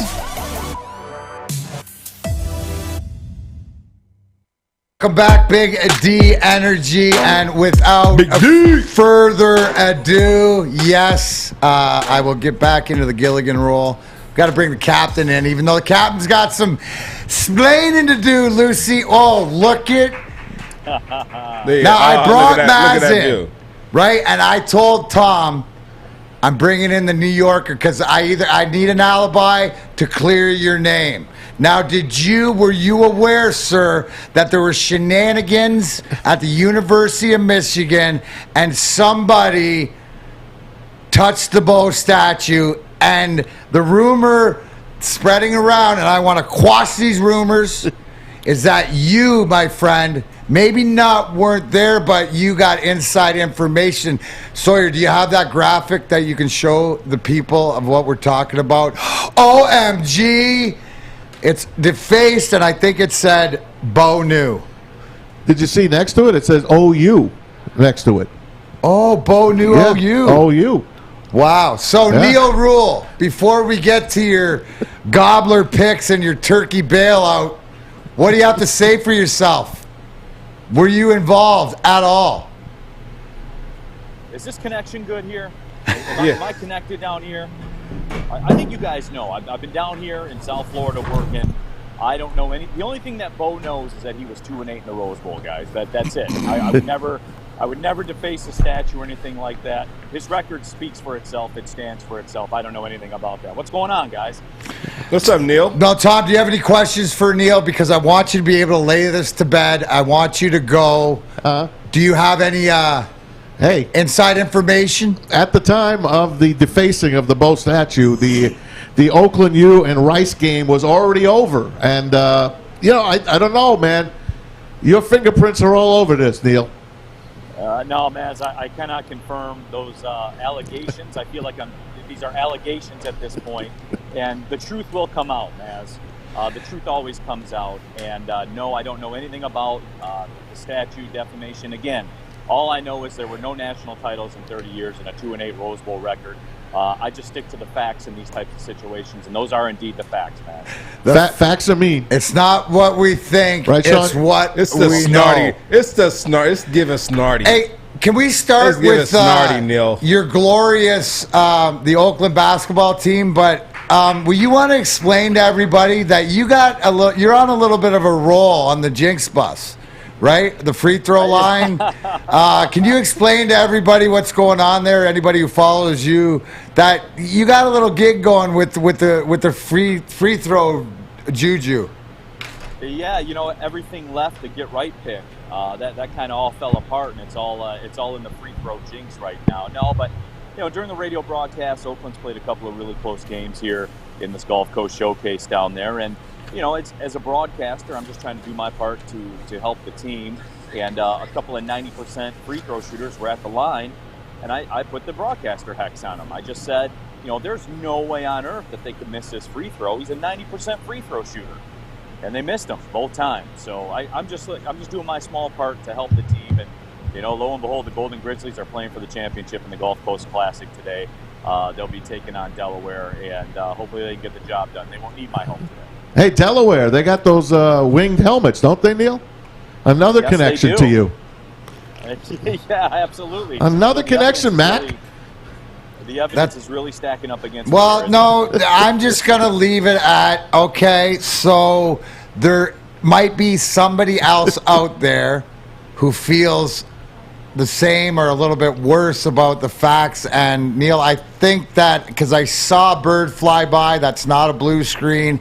You look very comfortable. I was going to say it looks like a blue screen back there. I know it does, but I seen what I need to see. I'm gonna let we're gonna keep your number. We might call you down the road from further information, but I'm going to move Tom on this. I'm going to get him off your scent, and we're going to get into some football picks to see, because let's really help the people out. Matt, stick around for this, because I want to hear your utter annoyance. Yeah, of course. Hey, Neil, real quick before we get into it. Yes, sir. I think the only thing missing, you have someone feeding you grapes from their fingertips? No, they're off duty right now. They're away for lunch. They'll be back. Okay. I figured. He's not. I feel like you're not a savage. You give people an hour lunch. Yeah, this is where somewhere Joik would be on a Monday right here. I feel like, you know. That's Joik's school. Monday. That's Joik's school on Monday. School. That's Wayne. I went to Wayne State. All right. Gang. All right, Neil. You've been on Easy Street. You know, private jetting, flying back and forth to the UM campus, doing all that stuff. Anyways, there's been no private jets. Give us your thought. Bears Lions this weekend. We don't know who's starting. Probably Goff. Probably. It's irrelevant. It's irrelevant in my opinion. Do the Lions have a chance to win? They're +3 at home. Is this the Thanksgiving day? Even Terry Foster thinks they're going to win. So I don't know what that means, but start there, Neil. Bears and Lions, what do you got? What is the word? Like, who is going to be the quarterback this week? 60% chance it was a 50-50 decision. That was the quote this morning. Goff's tough. They don't know. Goff's going to start. I just want to know what's wrong with Blau. Yeah, but Matt says Goff's going to start, so let's Blau. We know what's wrong with Blau. We've talked about that. He's not good enough. Like, that's just the bottom line. And that's where they're at. And look, the Bears and Andy Dalton's getting the start for the Bears on. Who knows? Somebody could win this game 6-3. I am concerned. I will say that. I don't really have a feel for who's going to win the game. I'm just concerned, and I talked about this before I left to come down here. I was very happy that Houston won. There's some wiggle room now, but I don't want to waste that newfound wiggle room right now. These are the games you have to lose. If you're trying to protect draft capital, you have to find a way. You're consistent, bro. Find a way to lose. No. Neil, stop doing that. Stop going back on your word. I said, we talked about this on the show here, and you were with me. I said, if Houston wins another game, which you said they're not going to win another game, and I came on the show today, I said, who in their right mind last week, before Sunday, would have said that they beat Tennessee. Houston will be beating the Tennessee Titans? You're not in your right mind, Tom. Did you bet Exhibit A. Only time. No, but Joy. He's not in his right mind. Now there's some wiggle room, Joy. Right, so we can win one game. Now. Not this, Joy. No, not this week. If you want to go through and you have this match, which one can we have? Which one? Hey, Dad, which one can we have? Which one are you going to let us have? Maybe the Falcons. As soon as it's mathematically locked up, the job isn't done. This is a 17-game season, and Did you hear have that? to do everything necessary in all 17 games. Wait, and we're going to 11 now, right? up, then you can celebrate. Then you can celebrate, and you can take your foot off the gas, and you can lose focus a little bit because you earned that right once it's mathematically locked up. But right now, it's too important. Right now, you have to keep it together. Right now, you have to dig deep and find a way to not win this game. Yeah, look at that. Did you guys see the Cabana boys walk behind him during the shoot? I don't know what it was. Are you on Coming to America and you getting bathed before the day started? Like, what was that look you just did? Hey, but here's it. So Neil, but Neil, here to your point. Once it's mathematically locked up, they can win as much as you want, right? 110%. So there it is, guys. All Neil's saying is lock them up, number one, mathematically, and then run the table. Well, D-Mac, real quick. My question is this: like, why is everybody so laissez-faire about this now? The end is in sight. Like the goal's within the grasp, and now everybody wants to take their foot off the gas, and I don't understand it, guys. No one wants bro. to take the foot off the Not no one wants to They're take not their foot off the gas. Guys like Maz. Period. Stuff like Maz. Do they have a chance? Yeah, they have a chance tomorrow. They do. They've got they have a chance every week. Listen, the thing was, you worried against the Browns because they didn't have a shot against the Browns. But I said, he wasn't worried against the Browns. No, they weren't gonna win that game on the road, Joy. No way. You were worried because you didn't know what you were going to get out of Tim Boyles. So you're going to come on here today with a straight face and say you had no worries. You were worried. I wasn't worried. You owe me eggs. Yeah. Hey, listen. When we said I owed you eggs, I said it would be here on Tuesday. And this Tuesday you're not here, but your eggs were here. You want me to keep them here too? Leave them there, and I'll eat them on Monday when I come back. Okay. By the way, David Blau played 2 Thanksgivings ago, and if you look it up, he threw for over 200 yards and a couple of touchdowns. They didn't win the game, but he played well. Oh, okay. Yeah. Just to let you know, David Blau can play. Cool. All right, Neil, can you stick around? Because I want to get your thoughts on the BCS, and we obviously need your turkey. The BCS is back? Or what do you call it? CFP, whatever. CFP. Where they play the games that don't matter, but the rosters matter and the stats matter, but it doesn't matter. But I want to see what you can matter. But it doesn't matter. You know why? Because Guardian Alarm gets it, folks. Good defense on and off the field helps you feel secure. Guardian Alarm has state-of-the-art technology that helps you feel safe, all with 24/7 monitoring. You can lock and unlock your house, play with your lights, turn your temperatures up. If your house is on fire, the smoke detector go off, or that deadly silent killer, carbon monoxide. No matter what, Guardian Alarm has your back, but you have to give them a call today. So please call 1-800. Stay out. That's 1-800. Stay out. Adam Badoon. That is, tell everybody in the back and yell it for all the people across the road working in the park construction fish. 1-800. Stay out. Get out of my house. Get out of Fish's house. Get out of the fishbowl. You too can have Guardian Alarm to be your local security experts. Stick around. Neil rules. Turkey Day bailout. And yes, BCS. Up yours, Mazaway. Big D Energy. Joik Bell. Darren McCarty. Be right back. Big D. Hey, you thirsty little spin goblins. I want you to pedal into the next dimension. Spin it. Spin. Spin. Uh-oh. Carmen's falling behind. Let's give her the hiss of shame. Spin. Spin. Spin till you bleed. Don't ride the bike of shame. Come to Planet Fitness and find your own lane with tons of equipment, free fitness training, and no hissing. Join today for just $10 a month. Oh, final segment. Big D Energy getting ready. Joy, punch out after this, bro. What you got? Maya tonight, maybe a little smooth operator. We got Neil. Neil, when are you back, bud? I mean, it looks like it's a tough. You're having a tough time out there. I know the weather is crappy. I mean, it's probably. What's the temperature out there, bud? Yesterday was a cold day. It was down. I think it was 71 for the high. But today it's recovered to about 77. So, you know, it's okay. There's been a lot of games. I am ready to come home, though. I'm not going to lie to you. We've been on the road for a week.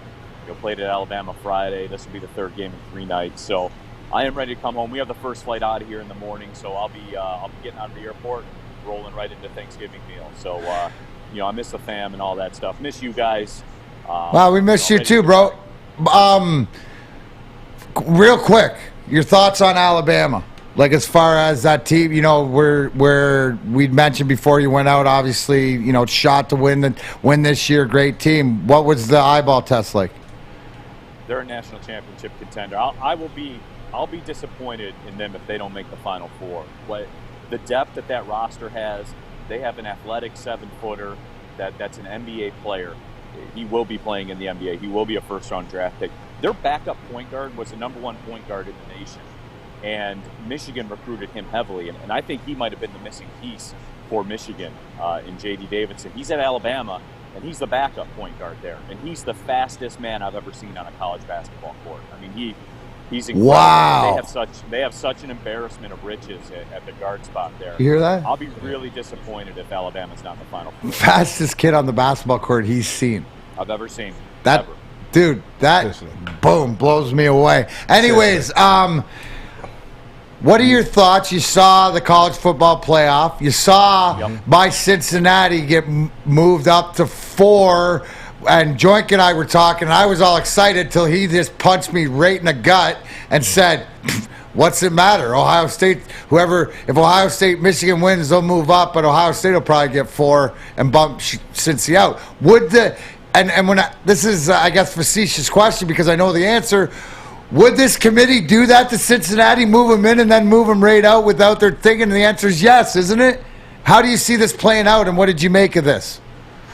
Well, yeah, I mean, you know, as far as it goes, you know, you have Ohio State in there. Ohio State, you know, more than likely will beat Michigan. I think the four you see right there on the screen is the four that'll be going. You know, Michigan has the chance to get in there, which is surprising to me because they beat nobody this year. But here they are still, you know, controlling their fate. But that's fine. You know, it'll come out in the wash. If they beat Ohio State, then I guess they are good enough to be, you know, to be in the college football playoff. And, you know, Cincinnati's earned the right to be in there. And they've shown it. And I know that it doesn't go, you know, last year doesn't come into account. But the people that are just dismissive of it, and I'm sure there's a lot in the comments right now. I've seen a lot in social media. The people that are just dismissive of them and say, oh, well, they would get killed by Georgia, killed by 11. They played Georgia in a bowl game last year in Atlanta, and it was a field goal game. Like, they came down to the very last play of the game. They've played teams like that before and been right there. They've earned that right to be there. And, you know, I don't want to hear it because up until a week ago, you had Oregon in there. Look at Oregon. You know what I'm saying? I mean, Cincinnati's got a seat at that table. Cincinnati can play with those teams, and I hope they do get in. Because, yes, while I don't think anybody is on Alabama or Georgia's level this year, including Cincinnati, they are just as good as anybody else that would be there. And by the system that they put in place, their resume suggests that they should be there just as much as anyone else. So, yeah, I want to see them in there. I want to see them get a shot. What do you how do you think this Michigan-Ohio State game plays out? The line at 8, I thought it would be higher. But how does this game play out for you? You know, I actually like Michigan with the 8. The 8. I think when it comes down to it, when it comes down to time to determine who's going to win the football game, I think Ohio State's going to win because they have better coaching, everything else around it. They have better playmakers. They have a better playmaker at the quarterback spot. They have better playmakers at the wide receiver spot. That offense is dangerous. It's dangerous. And that Ohio State team that lost to Oregon is not the same Ohio State team that there is right now. And they've made a lot of strides. And you know what? As far as they go, they need kind of a signature win. And, you know, I think Michigan will stay in there with their ability to run the football. The problem with it, what I think is going to happen, is you're going to see Jim Harbaugh's game plan shrink even a little more. They're going to run the ball even a little more. His game plan's going to shrink? His game plan's going to shrink? I was telling him that this is the game where I don't want them to come in and play safe. They cannot come into this game and just play it safe. But, Joy, you know he's going to. You know he's going to because he's terrified. He's terrified. We can't come in here and tap our pinky toe in the water. That's not what this is. He's terrified, Joy. That's they tapped out. To quote the great Joy Bell, you talk about tap in all the time. They tapped out last year in that football game, in my opinion. Key word you said last year. Key word. There you go. Now you got to play the game. All right. So I want to bring this up real quick before we go. We talk about mental health issues. Everson Griffin, and called the police about 3 a.m. this morning, saying that he felt someone was in his home, and he fired off a gunshot when no one was injured. And the police, I think, got to have been in communication with him since 7 this morning, and he's refusing to leave the home. And the people from the Vikings are on site with psychologists and doctors trying to make sure he's okay mentally, and so is the Minnesota police. And this is a sad story. Well, I mean, the mental health with him in the past, and it's an issue, and it's being addressed. So have to stay up to it at least. You know, no one's hurt as a, you know. So it's an ongoing thing. So stay up to it. But Neil, before we get going, bro, Turkey Lurkey Lou, what's your Turkey Day bailout, or what do you got for us this week? What you got? The holiday weekend, get right. I like UCLA on Saturday night, 10:30. They're home against Cal. The 6.5. Get that 6.5 now. Don't let it go to 7. I know Cal's turned it around a little bit, but I think in their heart and in their soul, they're not a very good football team. And look, UCLA's no great shakes either, but they're at home. As long as you can get the 6.5 instead of the 7, tap in, as Joy Bell would say. Tap in. That's what it is. All right, buddy. We look forward to seeing you I will see you on Monday. Have a great Thanksgiving. Travel safe. Good call tonight, and have a good one, bud. Yeah, appreciate you joining. Hey, appreciate you joining us. Go get toweled off by your cabana lady or whatever that is. Go get your massage. Do whatever. Go to the spa. There he is, the Golden Rule. He'll be back driving the boat on Monday. Well, Joink. Gang. You should have got his whoop. See you later. You should have got it. Well, see you later. Yeah, you should have given it to it. And anyways, everybody out there, on behalf of Big D Energy, have a great, happy Thanksgiving. Bonus coverage, pucking around, coming up for the listening or for the viewing audience. Go enjoy your Deuces. family. Go enjoy your family. Gang.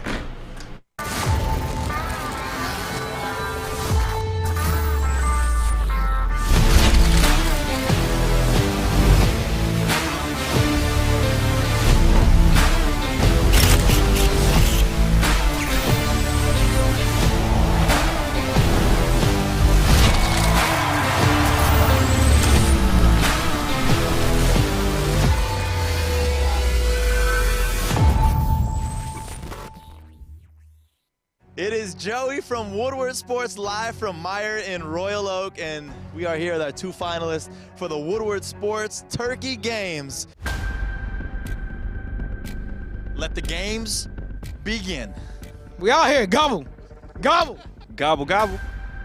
You must accurately and precisely cut out the shape provided to you with the pin, or you can use your hand to break it. They both broke. Now we got to play paper, rock, scissors to see who's going to sit front row. This one right here is the winner. Front row, Lions tickets, Thanksgiving. All right, we'll go with it. Ready? Rock, paper, scissors, shoot. Got it. The first ever Woodward Sports Turkey Games winner. How does it feel? Man, I feel ridiculous in this costume, bro. I'm sure. Let's be honest here. But he gets a turkey. Happy Thanksgiving, and thank you for watching. It's now time for Pucking Around with 4-time Stanley Cup champion Darren McCarty. Takes that shot, McCarty! Darren McCarty has tied the game! He sure has. Exclusively on the Woodward Sports Network. We are Detroit Sports.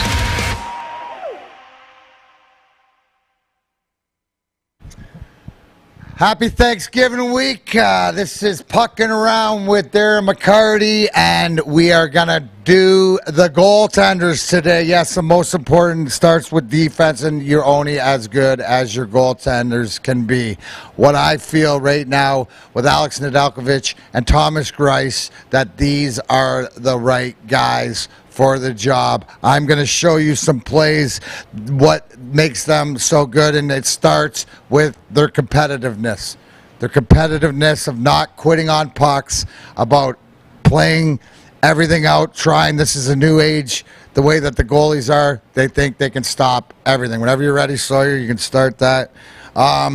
Also, too, what's very important we've seen in the past, and I'm showing you some old school from last year, Nedeljkovic. What I want you to watch is patience. Square to the shooter. Obviously, in the past, the shootout record against the Wings hasn't been as good. He's a guy that can help this. What you see is he plays big, but he plays side to side. He's very agile.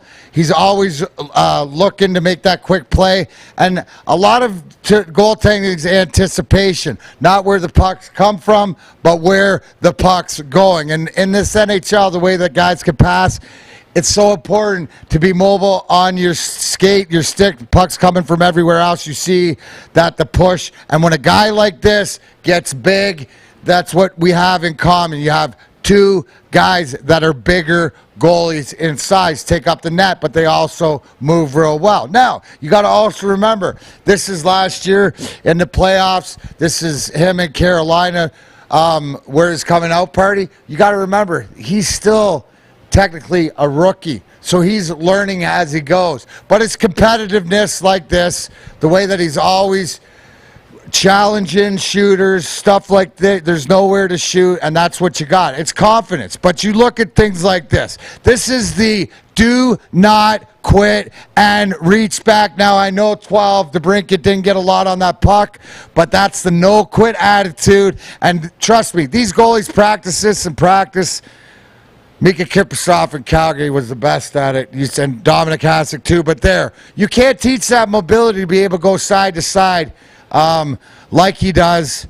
And there, you're not going to see a better save and a dude doing the splits like that. But it's all with confidence and young. But the whole thing is also, too, it's because he's got a veteran guy in Thomas Greiss, who Steve Eisman knew when he signed last year was a guy that could lead this team. Now, last year, the problem the Red Wings has, they couldn't score in front of Greiss. This year, they've solved it a little bit, but I couldn't be happier with his play and his leadership, and it's that 1-2 combo. I learned that back in our days. It was always a two goalie, whether it was Mike Vernon, Chris Osgood, or whether it was Chris Osgood, Kevin Hodgson, Manny Legacy, Dominic Hasek, or Chris Osgood, Dominic Hasek. You never know what. Here, best of the game, Sidney Crosby on the breakaway, and the challenge, the dreaded poke check against one of the best in the business. So, aggressive. He's a little bit different. You're not going to see him out of control as much because of his stoicness, but, definitely you got to be happy if you're a Detroit Red Wing and you have these two guys in net, because it's not the goaltending. Now, goaltending in the NHL is hard, and they're going to have off days, but more times than not, they're going to be the guys that are going to be there. Now, that doesn't, it means that the guys got to play better in front of them, obviously defensively and stuff like this, but it comes to it, and it's always having this trust. You got the best in the game, Steven Stamkos there on the one-timer, and these guys really don't miss, but these guys are really, really good. So for Alex Nedeljkovic and Thomas Greiss, as Detroit Red Wings fans this year, next year, and remember, I haven't even talked about Sebastian Cossa, who's 6'6", playing in the WHL, winning Player of the Week, Player of the Month award. So the goaltending position in the Detroit Red Wings organization is pretty solid right now, and I'm happy with it. That's Pucking Around this week. Happy Thanksgiving, everybody. I'm Darren McCarty. Join me weekdays. Big D, Energy, Neil Rule, Joint Bell. We'll see you next time. The pros know. Listen Monday through Friday for Big D Energy Live on the Woodward Sports Network with Stanley Cup champ Darren McCarty, former Lion Joik Bell, and the silky voice of Neil Rule.